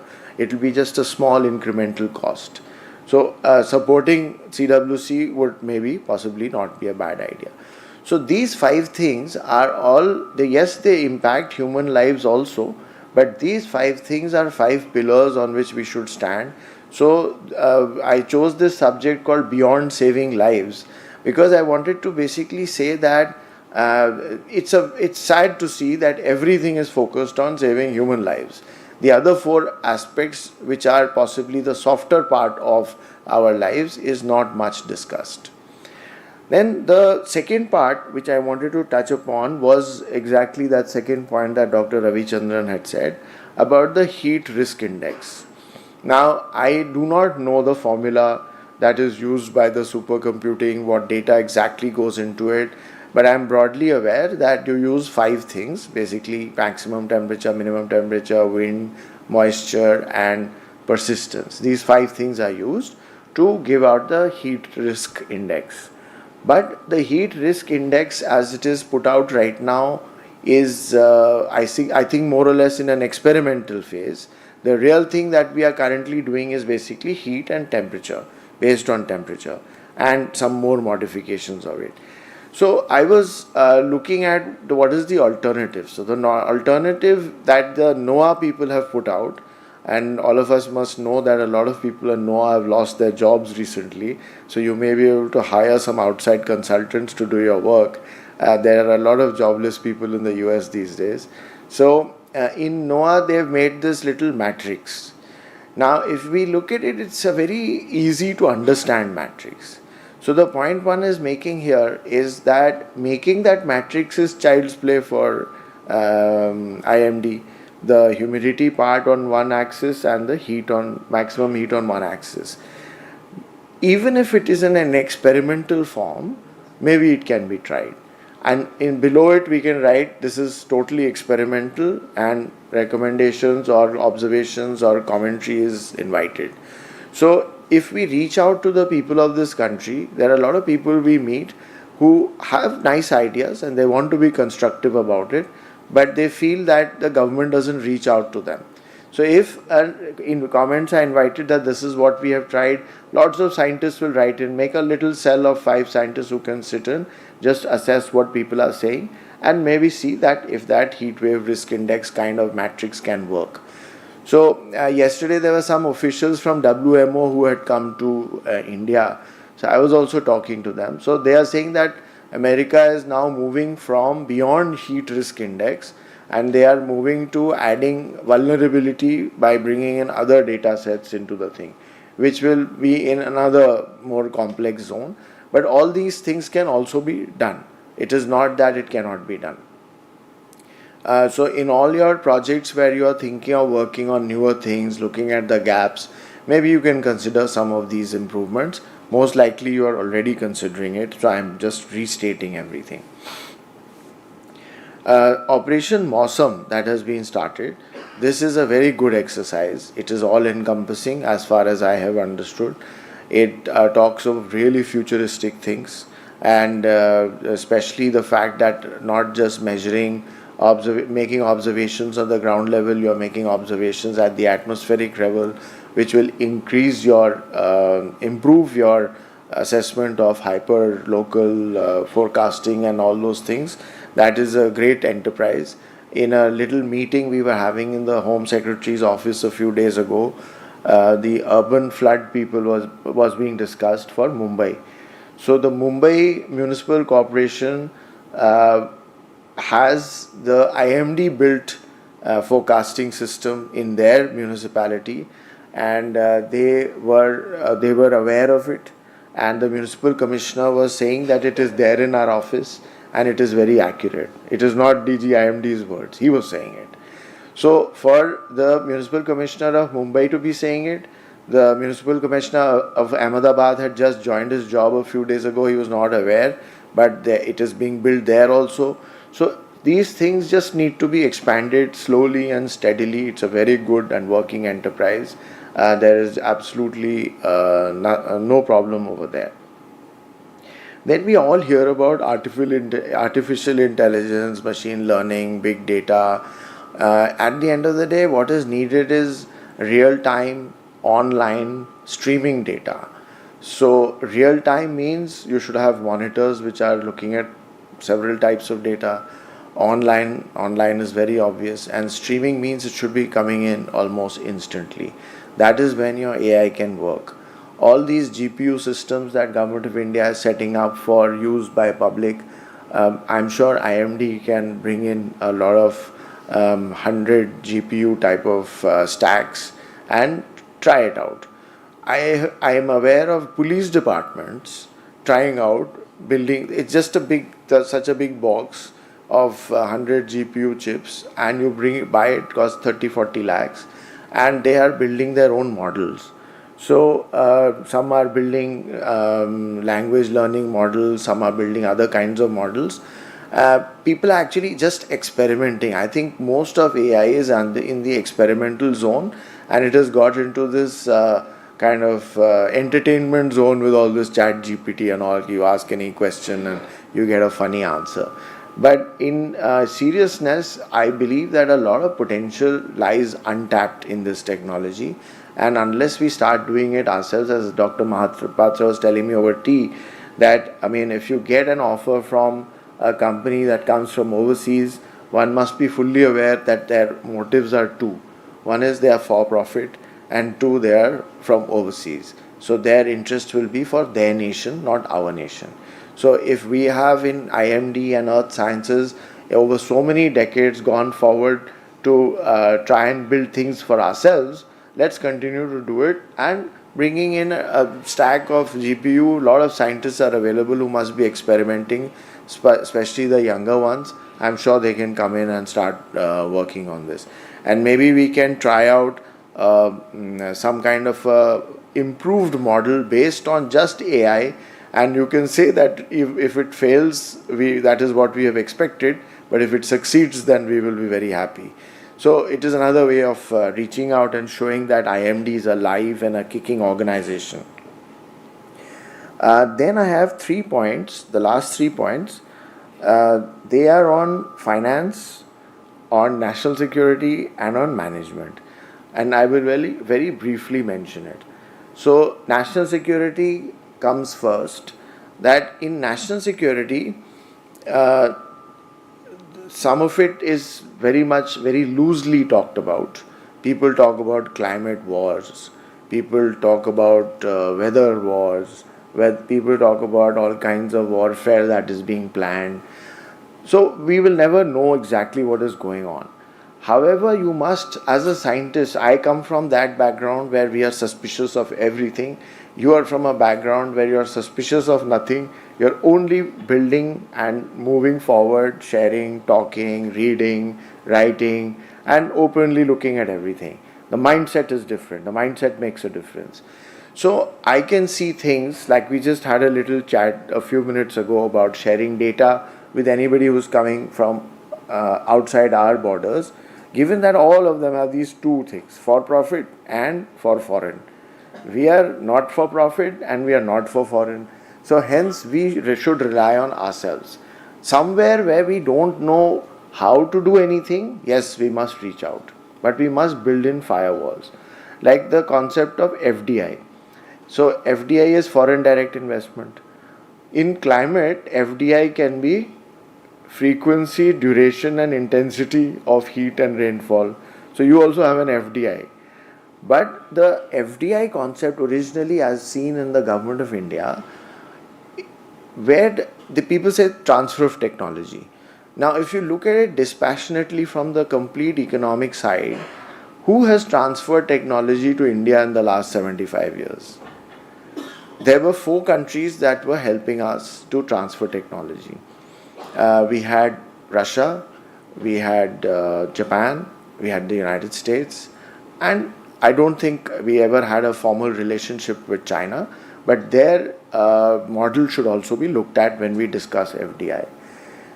So our space systems, our nuclear systems, several systems have a lot of support from the Russian scientists over the years, over the decades. We have found that they have transferred technology. Today, if Sukhoi 30 aeroplanes are being made by HAL, they were originally fully made in Russia, but that transfer technology was transferred. So there was a successful example of transfer of technology. Japan this was a non-profit government-to-government transfer of technology which happened. Then there was from Japan, it was a for-profit transfer of technology in automobiles and two-wheelers. So all these companies, Hero, Honda and Mitsubishi, Kawasaki, all these names, they were attached with one Indian name because the GOI said that we'll have 51-49 collaborations, 51 Indian company, 49 Japanese company, and transfer of tech. So for-profit transfer of technology happened. So today we are producing all our own cars, all technology, R&D, everything done by our companies. So which is again a second very successful way of transfer of technology. The United States transfer of technology, I kind of have heard people say yes, it's happening or happened, but I would like to see more examples of that. How did the Chinese do all this? So the Chinese followed 3 different ways. One was the for-profit way, any way and which way. One was the for-profit way, one was the government-to-government way, and third was side door way. So side door, back door, under the table. So they were able to build themselves to a level at which they have reached, where they are competing with the United States in very, very high tech. Be it this DeepSeek model that has come out, or be it this 5-minute charging of an EV car, which is going to impact EV battery productions in the other Western countries. So this kind of speed of technology has come only after that actual technology was acquired, not by doing it yourself, but some doing it yourself, some doing it, other doing it and not knowing that you are doing what he's doing. So that kind of combination. So in these examples, we realize that if there is transfer of technology, you need to look at the history of FDI and the history of transfer of technology to India before we jump into any new contracts with either a for-profit or a non-profit.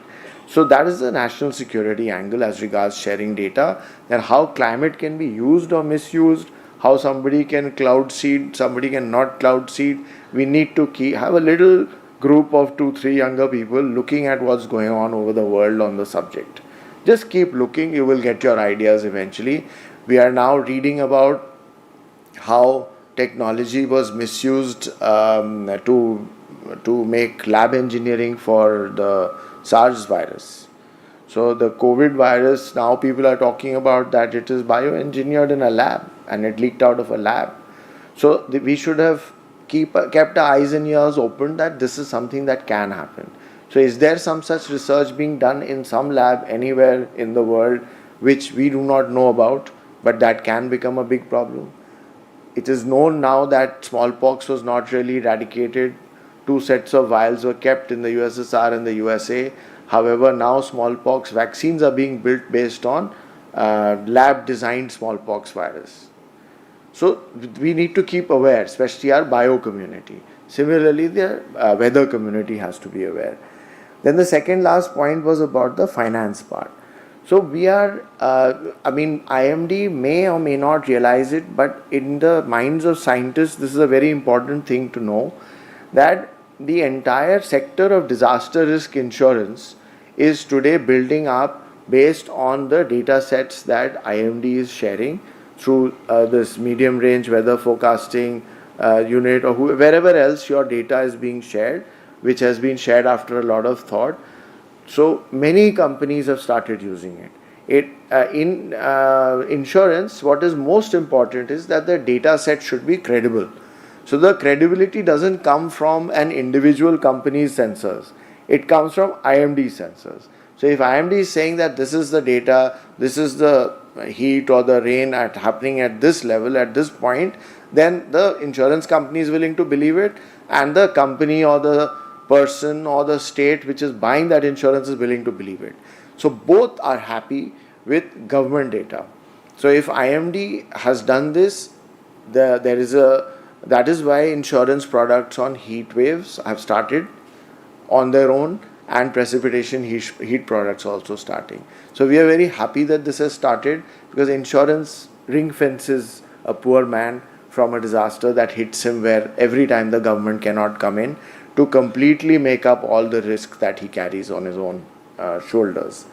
Then in the same finance factor, we must not forget that if we are trying to, say, make rain gauges, I was discussing this with Dr. Atri earlier on, my view is that we should encourage the enhance. Suppose me in my house, I want to establish a rain gauge.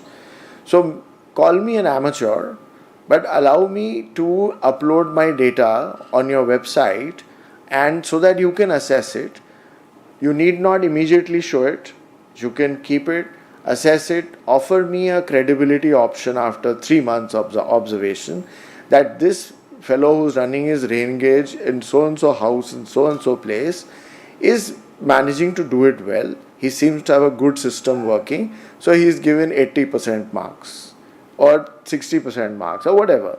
So which means the believability level, which is certified by IMD, only online basis. You don't need to create a bureaucracy over it.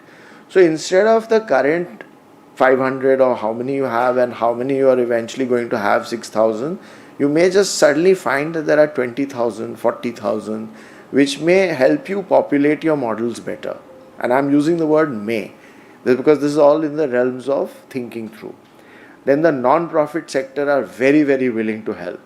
They are all scrounging for ideas on how to get push into help, and these are Indian non-profits in disaster management or in climate.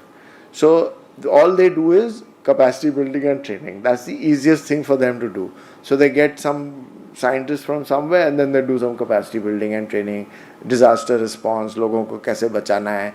These are all, simple things. The difficult things nobody gets into. So we need to get them, the non-profits, into difficult things and get them to start doing. There may be there are lots of young AI companies that are running around.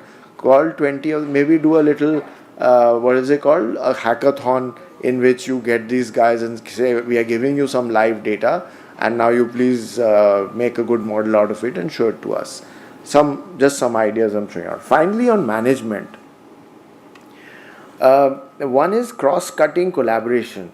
In my experience in the state government of UP and government of India, on the security side, the civilian side, collaboration, coordination is the biggest casualty in all government, and not just government, in all large organizations. And everybody loves a silo. We all love our silo. We want to sit on our silo, and it's more out of insecurity that these two new points that I've discovered, if I share them with the other guy, he will use it. And very often it happens that if you do share it, the other guy does use it and doesn't give you credit for it. However, you should have the confidence that if I have the brain to think of 2 concepts, tomorrow I'll be able to think of 2 more. So sharing is something one will on his own learn how it is like growing. So the senior levels in every organization need to incubate. It is a very good thing that sharing, especially in an organization like this, which is not a secret organization, is a very good idea. And at times you will find that 2 of your units refuse to talk despite telling them that you must talk. So then maybe a senior officer getting them together, and especially the middle levels, the lower levels. Then at the lower levels and the middle levels, the younger people, they develop little bonds, and then things start moving faster. So that is a very small management advice. I've seen it work wonderfully. I was running a very large unit there in the IB with about 200 people. So there I was losing track what the last man in the whole chain is doing. So you miss out your middle management, how junior management, junior officers become middle management. They are not trained to be managers. So many of the middle management people still continue to do what they were doing as the junior person, junior analyst or junior agent. He will continue to do that and interfere in that junior guy's job. So orientation can also be given verbally कि भाई उसको करने दो, आपका काम है, 3 आदमी आपके अंडर में है, you please coordinate the work of these 3. So they also have to be trained, the middle management that has just been promoted. That I see as another issue which I can just leave with you. Then this part I just don't need to tell IMD because IMD has done it very well, is that if you want to make a mansion, you can only make it brick by brick, and this building and the entire infrastructure that IMD has created is following that adage. Then a last one is delegate but control. So I have seen at times myself that I feel that this fellow doesn't know how to do anything, और ये useless type का है, या ये slow है, या इसकी English नहीं ठीक है, ये charts ठीक से नहीं बनाता है. So I'll do it myself. So for a supervisor at any level, it takes an extra bit of time to understand that you have to continue to train continuously, consistently, and be very patient about training. Keep telling your subordinate that look, this chart is skewed, iski shakal aisi hai, make something funny out of it. Ki this is looking like a deformed type of a chart. This is the problem. 2 बार बताइए, 3 बार बताइए. It will come through, but that person will become pakka in that. I see my daughter, she started working in an investment bank in Bombay. She was the most untidy kid. मतलब इधर भी उधर भी ये वो, बस writing अच्छी थी, बाकी she was very untidy. She went there and I saw within 6 months she was making PowerPoint slides which are so exact. There was like not even a millimeter difference between the 2 margins on the sides. Every font was the same and the charts were correctly placed. So somebody there was consistently hammering her that you do it like this. So people can change. That is a very fine way of doing it. And that last point which I mentioned in the beginning about projection, I would be very happy if the IMD projects its wonderful work. I mean, these 5 books, this Panchang thing is unbelievable. I did not know that we have an astronomical division also. It needs to be shown to the world. You have so much to show. So it's like a rose garden where you have all kinds of flowers. So please do show them. So thank you so much and thank you for calling me. Thank you very much, sir. So we can take sir, 1 or 2 questions. So if anyone has question, so we can take.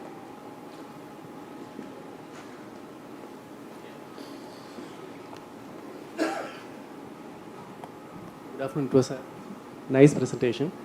I am Mahesh from Ministry of Earth Sciences. Sir, please louder, please.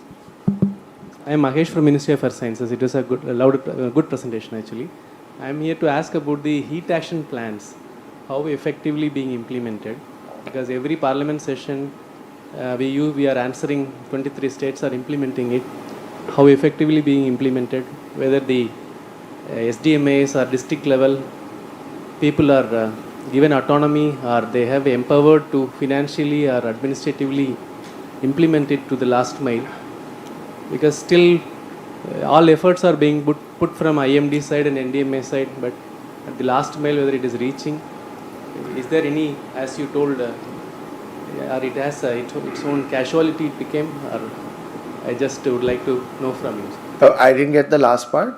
No, you told that whatever plans are becoming a casualty because of non-coordination or cooperation. Yeah. So So your question is very right. It's just that this answer cannot be given in Parliament. But the point is that a plan cannot be a panacea to everything. A plan is just putting on paper so that it is institutionalized for the next person and the next person to read and understand that this is the assessment of our city.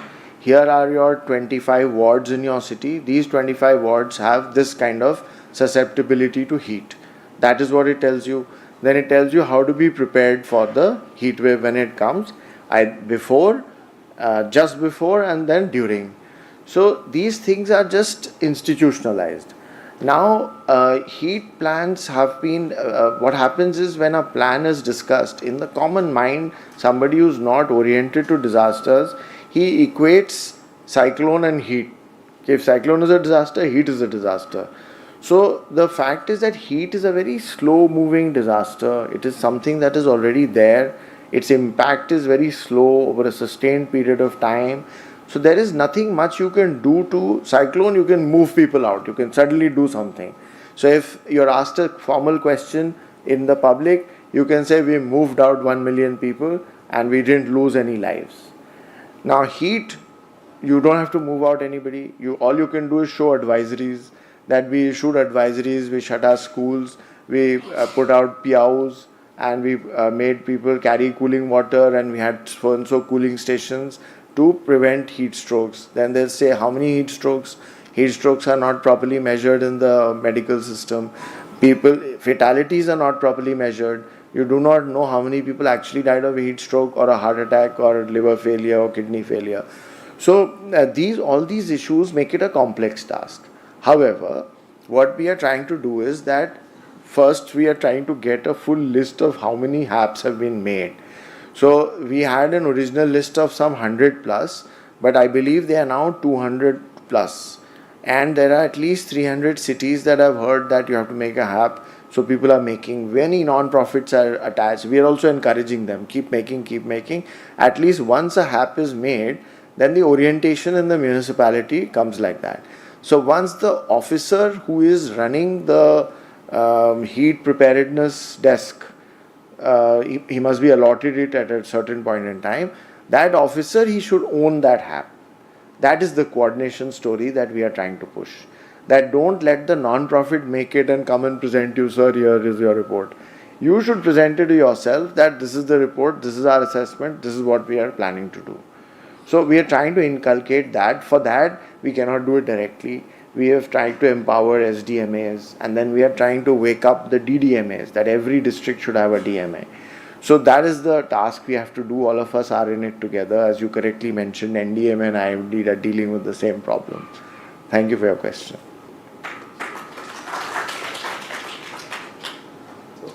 Thank you very much, sir.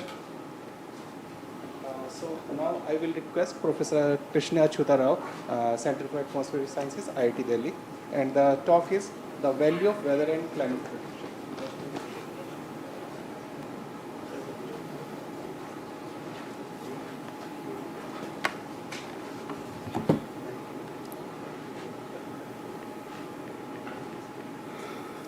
Okay, thank you for inviting me, and good afternoon to everybody. I don't want to take too much time. I'm hopefully going to keep it short. I think we've already heard today about heat wave forecasting and also how those forecasts are used. So and I don't need to tell anybody in this gathering that prediction forecasting is important. We all know that. We assume that. We come from that basic assumption that this is useful. So we know inherently that there's some value, that it is going to be used either for routine activities or for disaster preparedness or any such thing. So, but when we say value, can we quantify it or qualify what the value we ascribe to a forecast, or whether it is for climate or weather? Can we quantify in some way? So this is where I'm trying to focus my talk today. I was pleasantly surprised that there's a survey which recently closed that IMD has carried out of the weather prediction, what people would like to see, etc. And that I'm actually eagerly looking forward to the results of that survey, because I have followed two surveys that the US has done of their weather services. So the first one was, I think, in 2006, and then they carried out another one in 2022. And some of the results are quite actually surprising. Some are along expected lines, but just to say that between 2006 and 2022, they could actually track how perceptions changed of the services provided, and also what is it that the users actually value. What do they want? What do they expect? So there's some articles from the American Meteorological Society looking at the survey data. So they found that in the 15-16 year time period, the average score went up significantly. People had a 3.78 out of 5 score in 2006, and it went up beyond 4. And they think that is a... But they also found that the people who use city-specific weather forecasts and those who access forecasts purely out of interest are more satisfied compared to people who spent leisure outside and use forecasts to plan social activities. So at least in the survey in the US, this came out that people who use it, for as part of their work, tended to value it. There is surprisingly a decrease in the confidence in weather forecasts, specifically at the short term, the 1 day time frame. But there's a tremendous increase in the confidence in 3 days and beyond. So this is something that is very surprising to me, that something that's a 1 day forecast we know is very nice, very good. In fact, what the 1 day forecast used to be decades ago, we probably do at 4 or 5 days now. This is well known. So maybe that's why the 3 days and beyond lead time forecasts have are perceived to be much more improved than the 1 day forecast. So this is something that I think is what we should also look at in our forecasts and in our user communities, to understand where are we seeing that value, where are the users seeing the value, what is the lead time, what is there's also differentiation in the kinds of variables that people are looking at, the users, and taking value from individual forecast quantities. So I think this is an important exercise. I hope the IMD's exercise brings out some of this. The exercise in the US has also gone on to put a value, a dollar value. So what they did through surveys is they assigned some dollar value to each family or each person taking the survey and said, would you be willing to pay this much? If not this much, how much? So based on putting a dollar value, how much would you be able to pay? They estimated that each family is willing to spend about $900 per year for weather forecasts alone. And then they extrapolated it to about 120 million households, and they've arrived at a value of the weather forecast enterprise in the US at a little over $100 billion. Now mind you, this is only a survey of households and individual users. This is not including what businesses and other industry is taking value out of the forecasting enterprise. So easily and this is through informal conversations we were having during the ocean decade. How do we, quantify what is our value, whether it is an ocean forecast or a weather forecast?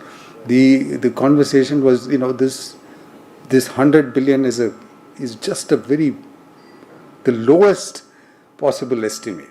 It is probably at least 5 to 10 times that if you include everything else. So this is something that that we should be able to think and work towards quantifying here in India also, because even the WMO, for example, they estimated. There was a study with the World Bank and the UK Met Office that the WMO did, and they estimated that improving the satellite and weather data collection infrastructure by itself, whatever investments they make, will have a value addition of about $5 billion a year. And this is not even taking into account any forecast improvements and improvements in the forecast value. So this is something that we need to be aware of, that the investments that we make in the physical infrastructure by itself will have added economic value and benefits in addition to the improvements in the forecast. So there are, as I said, non-monetary benefits like lives saved, etc. But we all know that there is a tremendous inconsistency in how weather services operate in rich countries or in middle-income countries such as ours, or low-income countries, right? So the amount of investment that rich countries make, in dollar terms, it's huge, but in terms of a per capita of their GDP, it's a very small amount. Whereas as you go towards the poorer and poorer countries, typically the ones that are much more vulnerable to weather and climate disasters, their expense is not large in terms of, their spend is not large in terms of investment, but it is very large in terms of a per capita GDP sense, large percentage of their GDP. So these factors of how different areas are spending, one of the key things that surprised me is that in absolute terms, South Asia taken as a whole, which I would think that India is clearly the biggest player in terms of the weather enterprise, and the IMD's size is much more, is actually quite surprising in terms of the per capita GDP. We have a very low number. So there's potentially a huge increase that we can do and realize more value from the investment. So we are all aware in this, especially in this community, that we've had tremendous improvements in ability to forecast. A 4-day forecast today is as accurate as a 1-day forecast 30 years ago, or 5-day forecasts are as accurate as 2-day forecasts. So these are things that we know, and we all understand that whether it's cyclones or anything, the accuracy and of the track and the intensity, all of these have improved enormously, and we saw the data presented today. So we know that the data has improved, the observed data streams, the satellite and the in situ data. We know that the computing resources have improved. We know that the assimilation models have improved.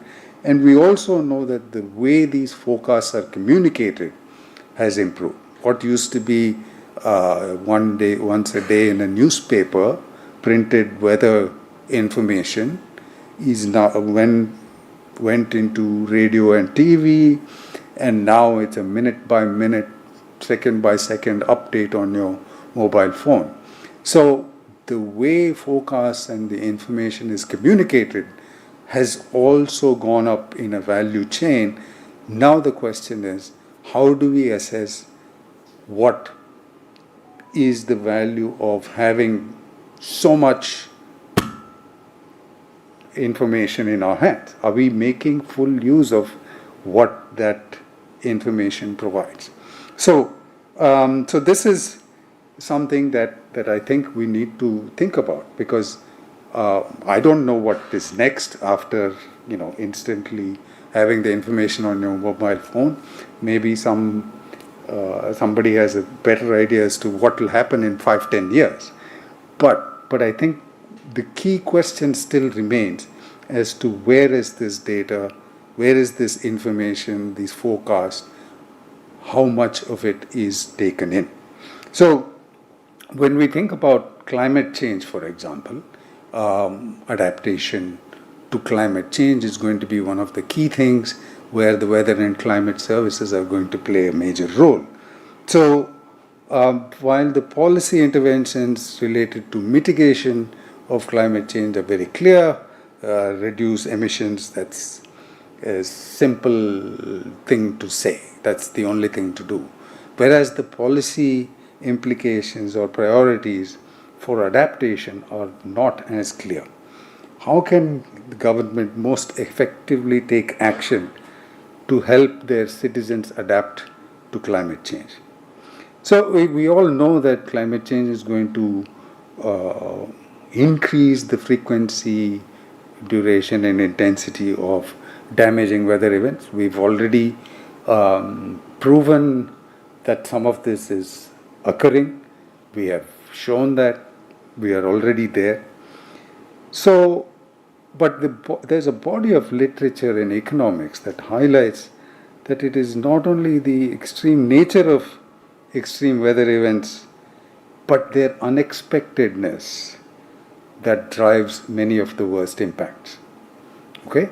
If you are expecting an extreme event, then the tendency for large economic impacts is lower.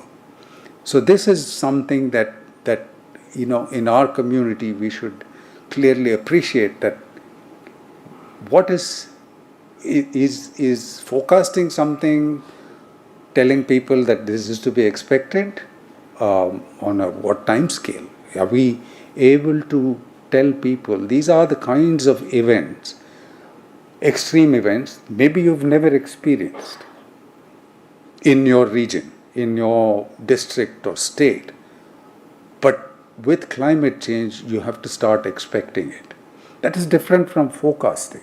Forecasting with the sense of expectation will carry weight. Otherwise, they'll say, we've never had this kind of a weather system in our area, why should we believe IMD? Right? It's a very easy thing to dismiss when you know that weather forecast will never ever be 100% accurate. So how do we bridge this gap between what is unexpected weather and what is forecasted reality? So I think this is something that more and more papers are coming out looking into this.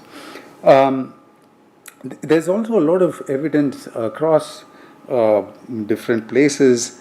For example, in Ghana they had a study where they used data on mobile money transactions to show that they saw that when there is extreme weather, these transactions go down, clearly affecting commerce that occurs everywhere. However, if the weather is anticipated, that decrease is 50% less. So, in essence, when they know and expect something, they are already able to account for that and not let their business transactions drop as much, right? So this is something that we will have to look into. Adaptation to climate change will obviously require more than simply improving weather forecasting. So this is the point that I'm trying to make. one of the obvious reasons is that they do not address the problem of getting information into the hands of those who need it. Okay, so we put it out.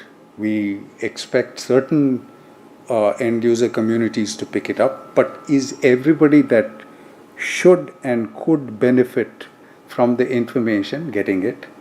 And are they looking at the information in the same way?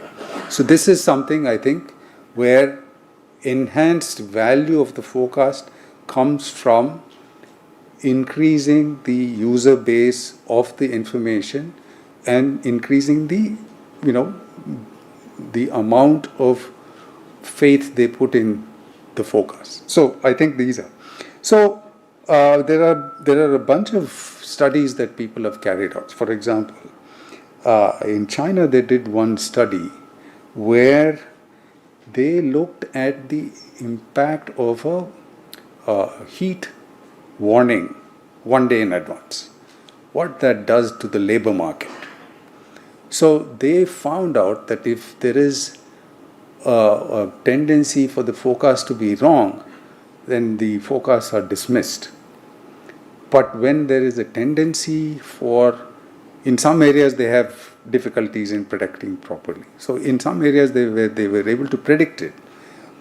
This actually led to savings in terms of the labor market, how people made themselves available in the labor market, etc., where they think that the amount of savings that they are able to get is as much as the investment in the Chinese weather service itself.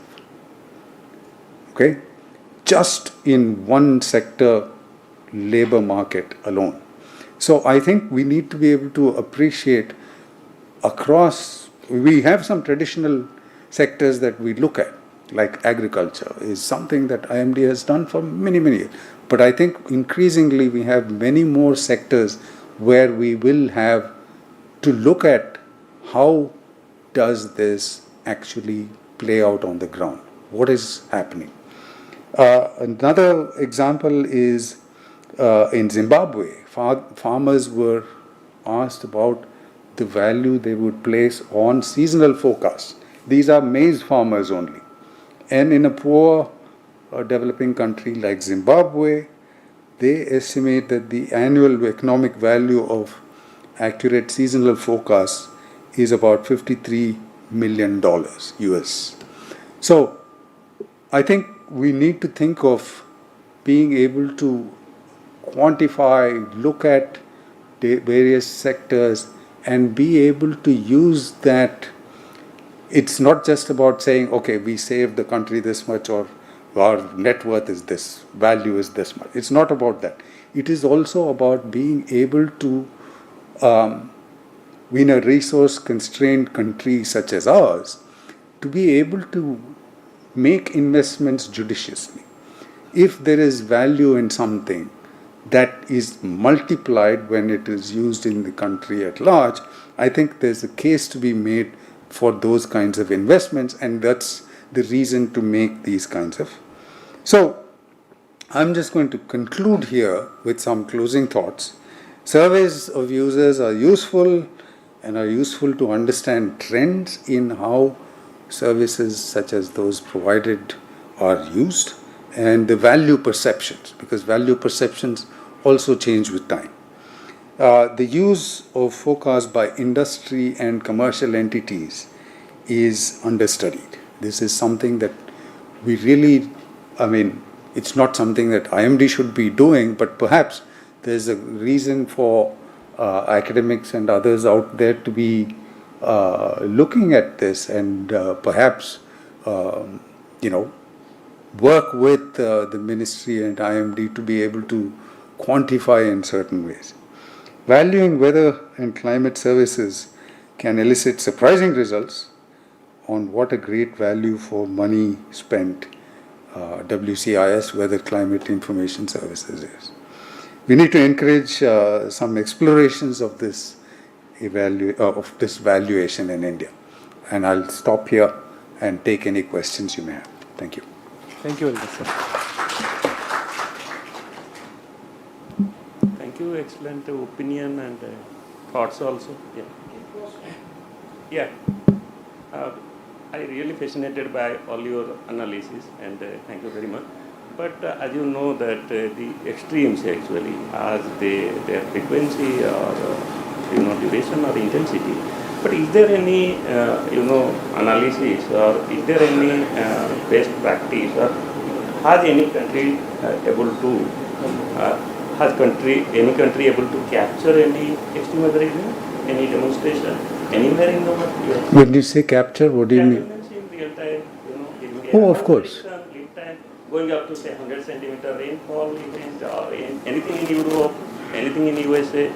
So yeah, I think there's been quite a few extreme events that people have predicted, and at reasonable lead times also. 4-5 day lead time. Certain heat waves are much easier to predict. In the Great Pacific Northwest heat wave, for example, this is about 4-5 years ago. I forget the exact year.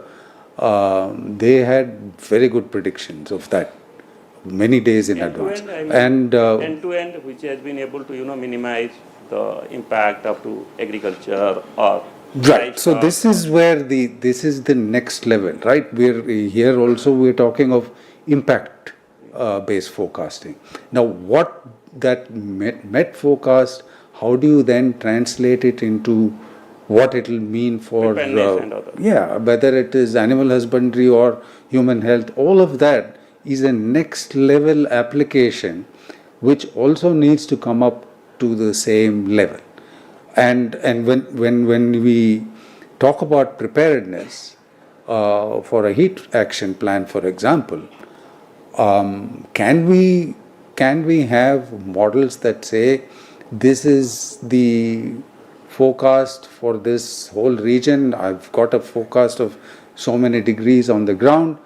What does that mean in terms of where the duration and all of that included? What does this mean in terms of what measures to be taken? Can we model what it means for animal husbandry or for human health? That models or hazard models. It is so this is where I think the question of the vulnerability modeling comes in, which is not a physical science, it is a social science in many ways. So that level of sophistication, I think, will have to come in if we have to make the next level impact. Thank you.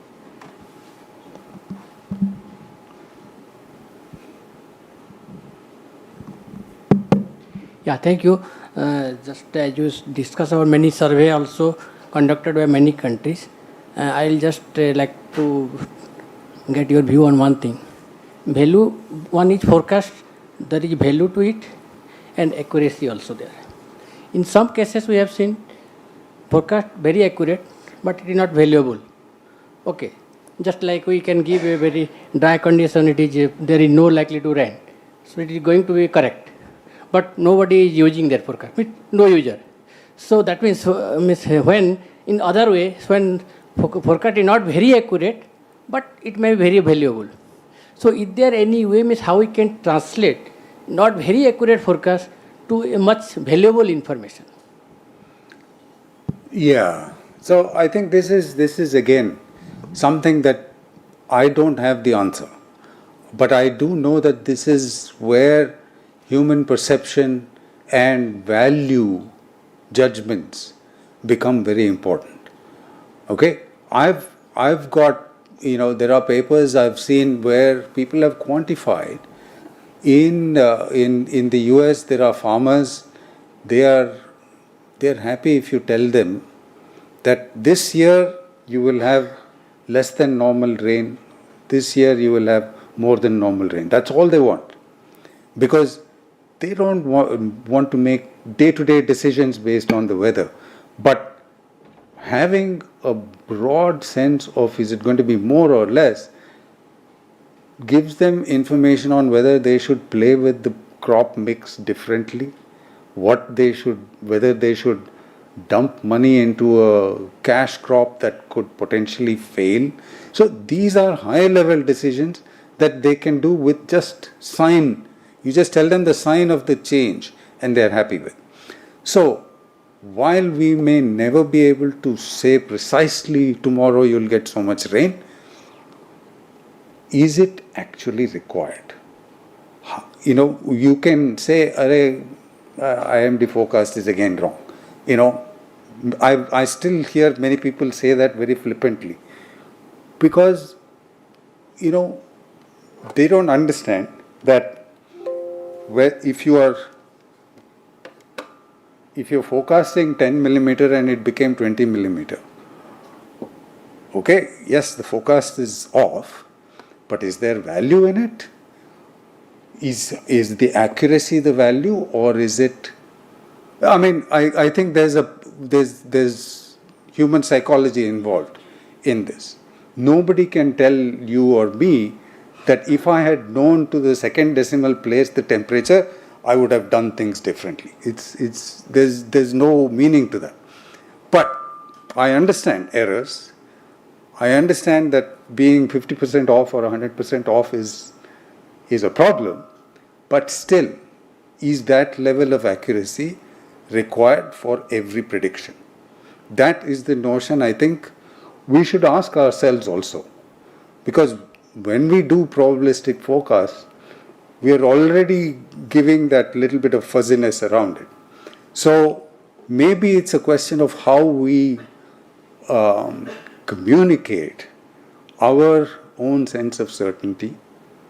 That, I mean, as somebody who, you know, only does teaching and no operational work, I am comfortable saying, you know, I will believe temperature predictions any day, rainfall predictions I won't. But this is not something that the general public knows or appreciates because they don't understand our technical problems in getting the rainfall exact. But that's where we are. So there's some communication, some psychology, some education, all needs to be there. May I? Yes, please. Actually, already IMD entered into the arena where we are getting the value of the forecast. That is, impact-based forecast itself has a value chain. Mm-hmm. And through our survey, when we are getting the feedback from the last mile user, then sometimes actually we don't know where my value is getting lost. So whole chain is there. My forecast is at the first, then reaching to the last mile, there are several stages. First is my forecast, how it is converted to hazard. Hazard is converted to then impact, and impact how it is getting response from the user. So these different stages, somewhere value is getting lost. So so that means we have to survey at every stage, not at the end. That means we have to go step by step. The survey also go step by step. That is. You're right. I mean, when you make a weather prediction or a forecast of any kind, there will be not just your own impact-based forecasting chain, but there will be other end users also who are also trying to provide that same kind of chain, right? All private players, private mid players, or even these insurance agencies or reinsurance companies, for example, that are using all of this. So what that value add is beyond the forecast product. Clearly, each one of those can affect the end user's end value. There is no doubt about that. If I am just an individual walking around and I have the IMD app and I have a forecast and I use it in some way, can we value that? That is where I started. Now, if you're going to value the full chain of things that you're going to do, then certainly we should do those separately. I agree. Okay, thank you very much, sir. Thank you. So,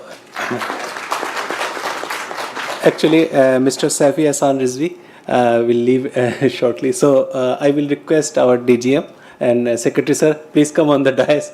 And Rizvi, sir, please, sir.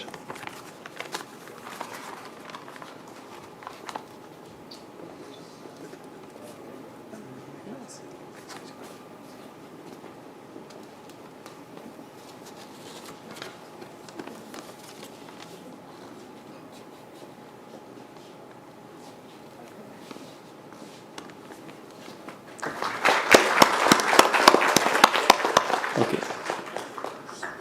So, thank you very much, sir.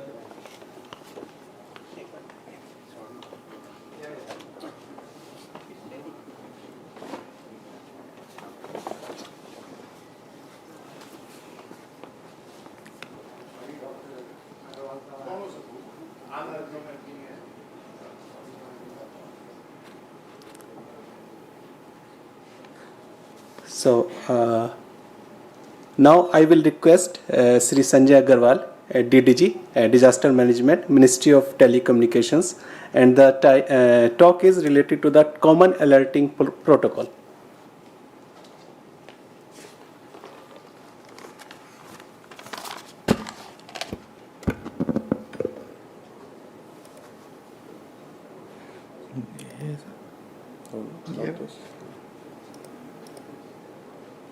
Yeah. So you can use this. Okay. Namaste and Honorable Secretary, Ministry of Earth Sciences, DG Meteorology, Senior Scientist from Ministry of Earth Sciences, IMD, IIT. It is really very soothing to come over here and have some time out of your bureaucratic working. So it was lovely being here. I know that I am the only one person left between you and your lunch, so I'll just try to squeeze my presentation. My presentation is, my work starts from once the predictions are done by all of you scientists, and from there on we have to take it forward to the people through various modes, and that is the warning. There are different kind of disasters which have a different kind of lead time to send the warnings, and they also have a different impact based areas where, so some disasters like earthquake or tsunamis, where we have a lot of challenge to inform people within few seconds or say within few minutes, and that may be some millions or tens of millions of people that may require to be informed. So what are the fundamental requirements of the effective early warning system? The effective early warning system has to have very geo-targeted dissemination. That means the area, only that people, those who are going to be affected, should get the warning. Otherwise, people will lose interest, and otherwise they will also have an unnecessary panic. The dissemination should be within the timeline. This is another thing. One more thing is that effective alert. That is very key factor. Nowadays, what is happening, that now we are sending SMS every now and then, and with that people are becoming immune to those warnings, and many states are sending in crores of SMS. So that is something which we have to make sure that we send very categorical warnings to that people really take action. India is a multilingual country, so it has to be multilingual support it should have, and this should be secured as well. Now we have already implemented one system in India, and this is basically Common Alert Protocol based system. What Common Alert Protocol is, basically an open standard, and it is an international standard. On that particular platform we have developed this system. This system is called Sachet. The full form of Sachet is Samekit Chetavni Tantra. So that Sachet is early warning system which we have implemented. It is globally the largest. As we are the largest population in the world, So we have the largest system, and we have already sent 43 billion SMS on that particular system. So that is one thing. Another thing is that it is integrated. That means all of the alert generating agencies, all of the alert authorizing agencies, that is SDMAs, and all of the alert disseminating agencies, that means TV, radio, and all of these can be connected to this particular system. This is fully automated and no manual intervention is required. Once it is fully implemented, I'll share further details. Then in a particular area, if SDMA identifies that I have to send as messaging, they identify, geo-target that particular area, design a message, and it will automatically go through SMS, that will go through cell broadcast, that will go through radio, TV, railway station announcements, coastal sirens, or even to fishermen. So single system, one order, and all of the system can be connected in a particular geo-targeted area. That is one thing which is very important. And it is having multi-mode dissemination, as I shared. When we are implementing it, we face many complexities and challenges in implementation of it. When we come to telecom network, we have a plethora of technologies, 2G, 3G, 4G, 5G, and within those technologies there are multiple OEMs. So there were many difficulties in creating interfaces. Those were legacy systems, they were never designed for early warning dissemination. So creating interfaces was a challenge for us. Similar challenges are being faced in the implementation of radio and TV broadcasters. Those will be dealt in due course of time. We will do that in phase 2. As these were legacy systems, there were not interfaces available, so lack of suitable interfaces, new interfaces has to be created. Again, the telecom service providers or radio broadcasters or TV broadcasters, they have a lot of issues. They first of all, they want to say that what are the value we are going to get by sending SMS or alerts or other messages. Secondly, they feel like that their system may be intruded, it may be a security hazard. Third is that their systems get overloaded. So somehow that there is a lot of resistance from the service providers who do this kind of things. Then when we came to cell broadcast implementation, there were lack of standards. That means those handsets which are available in India, they are not able to take those kind of SMS or cell broadcast messages as we were required to design for. So those kind of, and these handsets are coming from different part of world, different OEMs are manufacturing, those are being imported or even being manufactured. There is no standard. So we have to create a regulatory framework for those also. There were commercial barriers because all of the service providers were asking for money for sending the messages. What we did is that we dealt with those things in a very judicious manner by sometimes by bringing a policy decision, sometimes by bringing in some regulation, sometimes by bringing them into confidence. So one thing was that we brought zero tariff policy for disaster alerts. So today you send SMS or tomorrow you will send cell broadcast messages on the telecom service providers. No money is to be paid by SDMA, and that is a key reason of the success of sending SMS or cell broadcast messages which will be implemented in due course of time. We further mandated cell broadcast. That means there was no system available in telecom service providers to send cell broadcast messages. We coached them, we had a lot of deliberations with them. Finally they agreed, and then we issued a policy paper about that. Third thing is that in cell broadcast system, as I said, that handsets were not designed accordingly. So we issued a gazette notification wherein we mentioned that the handsets which will be manufactured 2024 onwards will be having the cell broadcast support in all of the languages. That means all 22 languages the cell broadcast message will come. It will be read out loud, and whatever the legacy systems, we have talked to the handset manufacturers, and we have issued regulation as well that they will do necessary software upgrades into their systems. So we intend to achieve at least 50 to 60% of the handsets immediately which will be having this cell broadcast facility, and in due course of time we will have further encouragement of that thing. So these are the challenges we have come forward with. India's physiographic, demographic and climatic conditions make it more prone to both natural as well as man-made disasters. India has implemented GAP Integrated Alert System, an intelligent state-of-the-art location-based mass communication and integrated alerting platform for impact-based disaster warning information dissemination.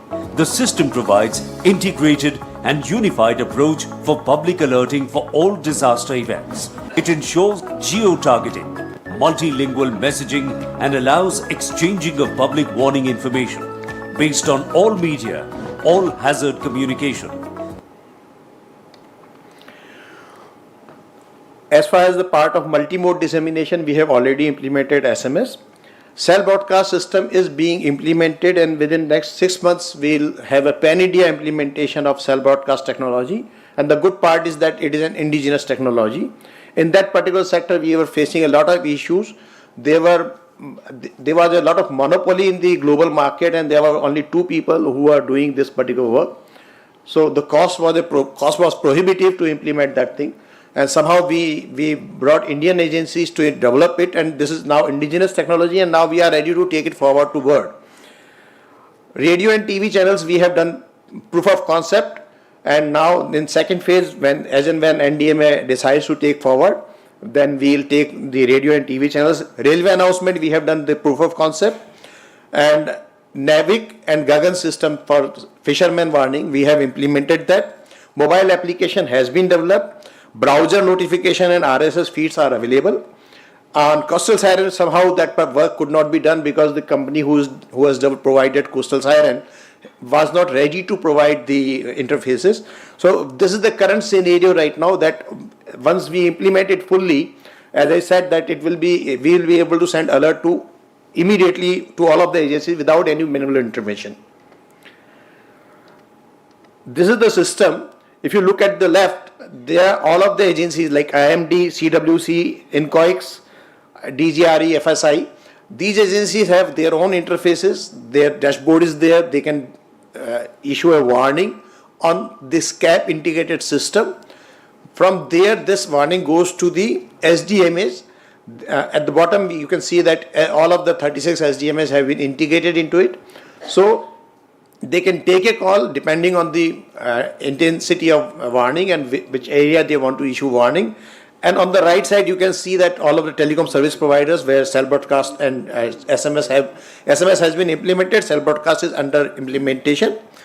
Then mobile application, public browser, Gagan, NAVIC, TV channel, radio channel. So all of the disseminating agencies are also connected to the one system. Now this is the radio warning or TV warning, how it will come, and if a TV program is running, this is how this warning will come over here.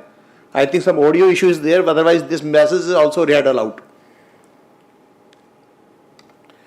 This is the radio broadcast. Hazardous cyclone will hit your area with a wind speed of 65 to 75 km per hour. For safety, remain indoors.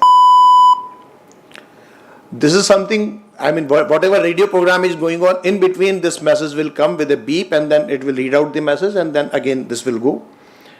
This is a mobile application which has been developed, and this provides not only the alerts, this provides the further information where the rehabilitation centers are, or any other detail which is required. So this mobile application is designed with additional information which is possible. Then alert on mobile app will also come this way. This is the browser notification. If you have somebody is working on his laptop or PC, he will also get a warning over here. This is satellite communication, that means NAVIC based alert, wherein somebody he is carrying some device with him on the boat itself. So from NAVIC he gets the message on text message on his device that some warning is being issued. This is a coastal siren which is going to be implemented. Right now we could not do the POC of this particular thing. COVID guidelines, wear a mask, wash hands, and maintain social distancing. This is the warning for railway announcement systems. Right now, what we are facing that as I said, I just wanted Rizvi Saab would have been here. What we are experiencing, there is an exponential rise in sending the SMS by different SDMAs, and that is causing multiple problems. In year 2022, all of the SDMAs combined sent only 140 crore SMS. Now in the year 2024, they have sent more than 3,000 crore SMS. So there is an exponential increase. With that, what is happening that ultimately the TSP system is getting impacted.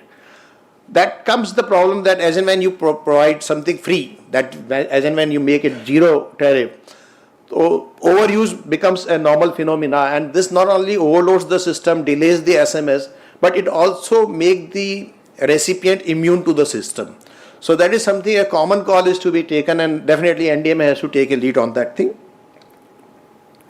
Now my second point is about cell broadcast system. I'll just show how cell broadcast message goes.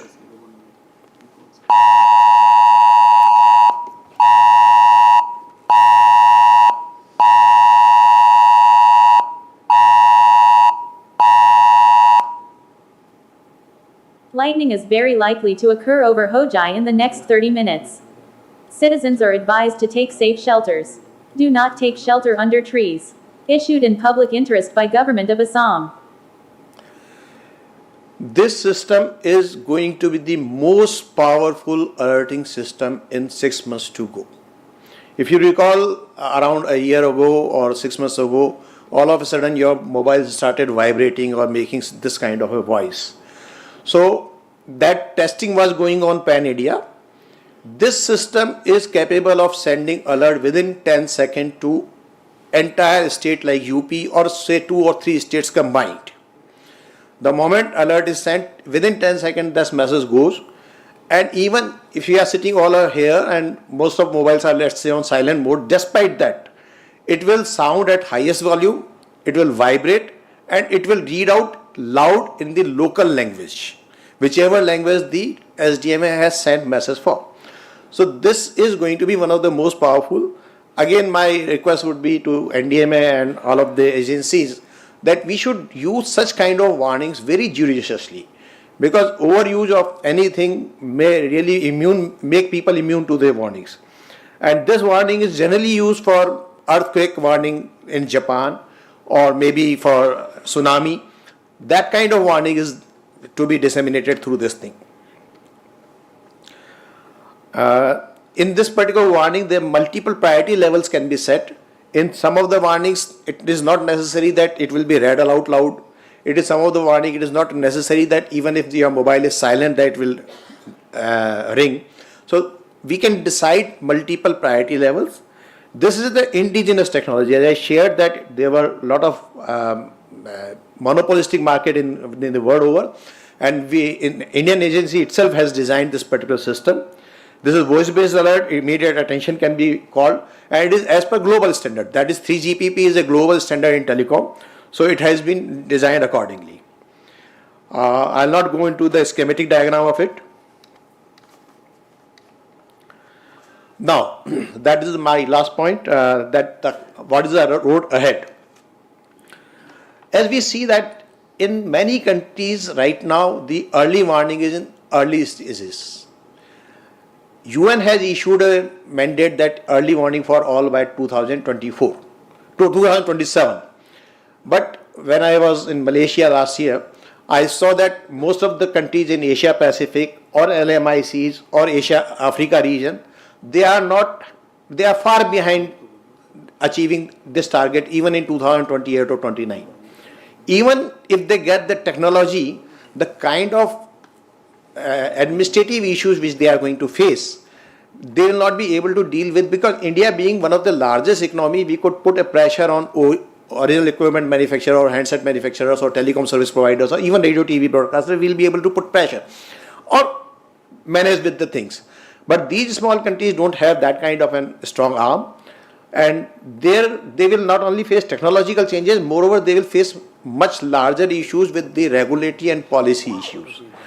So India can take a lead globally, and we are looking forward to, we are talking to UN agencies that India can come forward. Moreover, we have developed a technology, and that is indigenous.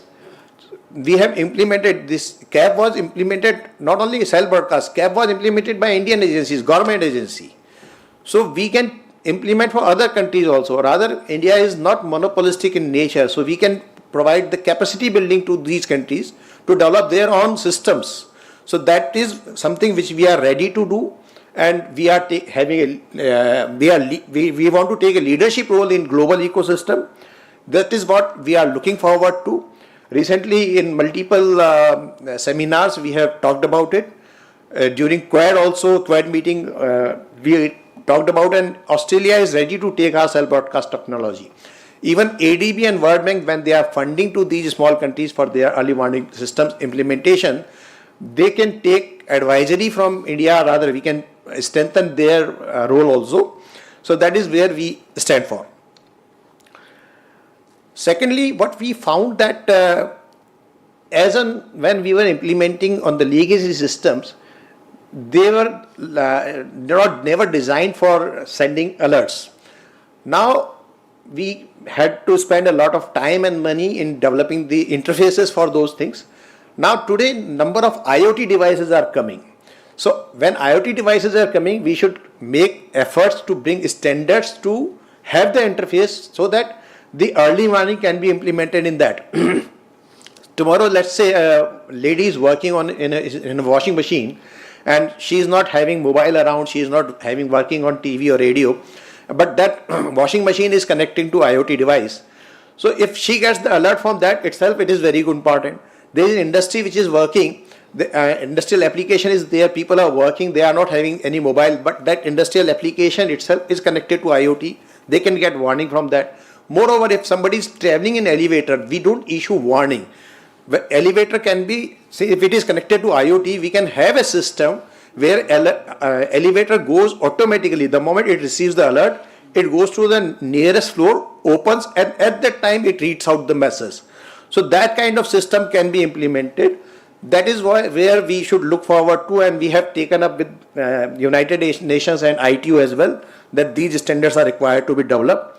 Further, AI and ML, I just wanted to cover on this particular topic. It is not directly related to CAP, but for various kind of alert generation, for IMD, for CWC, for other applications, AI and ML can take a big role. Not only AI and ML, now today we have in telecom, we have a 5G technology. 5G technology has the advantage that it can be designed according to the requirement. I mean, if we want to have a sensor in the forest for fire sensing, that sensor can be connected on a low bandwidth connectivity through 5G, so that central server keep on getting the data, and that data can be analyzed. So AI, ML and telecom can be combined to take the thing forward. And with that, I come to the conclusion of my presentation. Thank you. Jai Hind. Thank you very much, sir. So we can take one or two quick questions.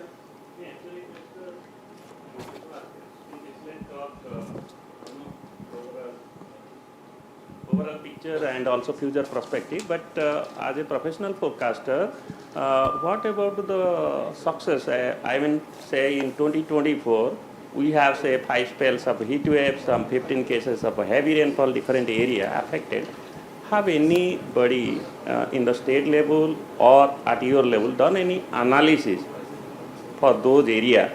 You know how many alert has been delivered in time, or within 1 hour gap, or within 2 hour gap? But that is the way you can get connected, because that is the last mile connection. So, True. So that I like to see actually some map. Yeah. Yes. One thing is that I'll not take the name of the state, but one SDM has sent 3 crore SMS every 6 hours. That if I translate that in Hindi, it was ki heat wave chal rahi hai, neembu pani piye. I think that kind of SMS should not be sent with that kind of frequency. As you said, that I mean, as and when we go to different meetings with the SDMs, SDM has come up with this particular point that we are sending these many SMS, and they talk about it in a very positive way. But somehow we find that this is an issue, because what happens that when cyclone Remal was going on, okay, that time West Bengal, Odisha and the affected states combined sent only some 3 crore SMS. During the same time, other states sent 27 crore SMS, where there was no major issue. And what happens that these 3 crore SMS took 4 hours 30 minutes to reach out to. So that is where the pain point is, and that is where I want that some SOP should be designed properly, so that we make proper use of it. So,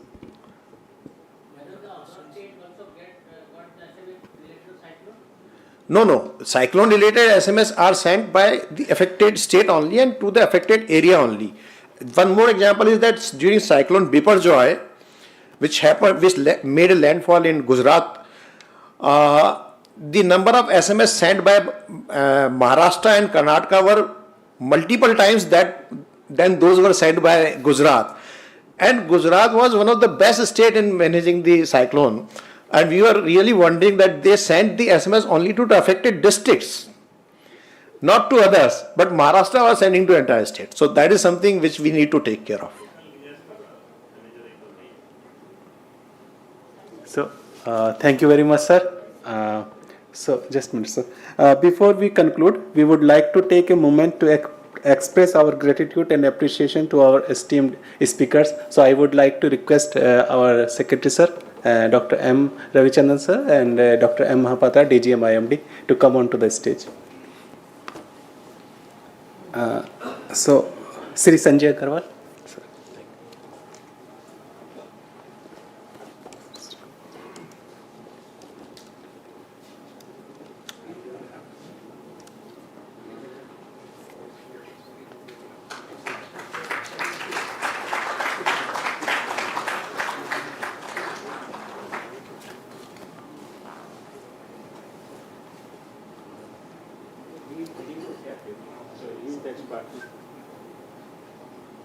Okay, thank you very much, sir. Professor Krishna Achyutarao.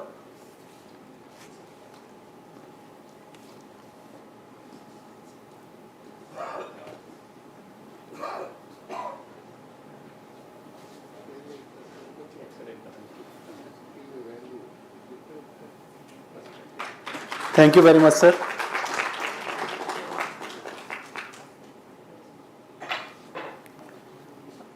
Dr. Naresh Kumar.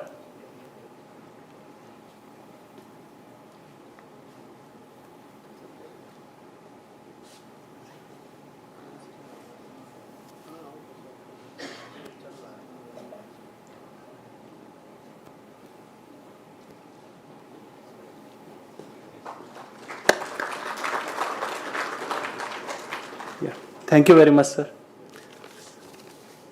So now, sir, lunch is outside. Oh, yeah, thank you.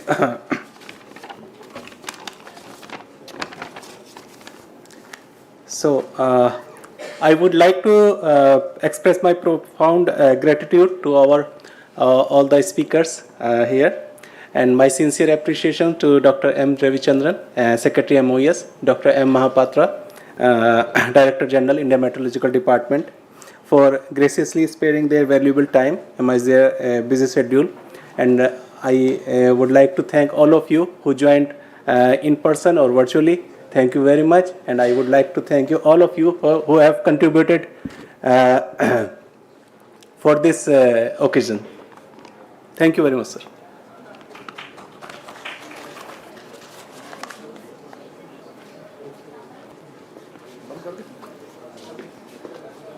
कर देना पेटी। हाँ ठीक है, तो फिर आप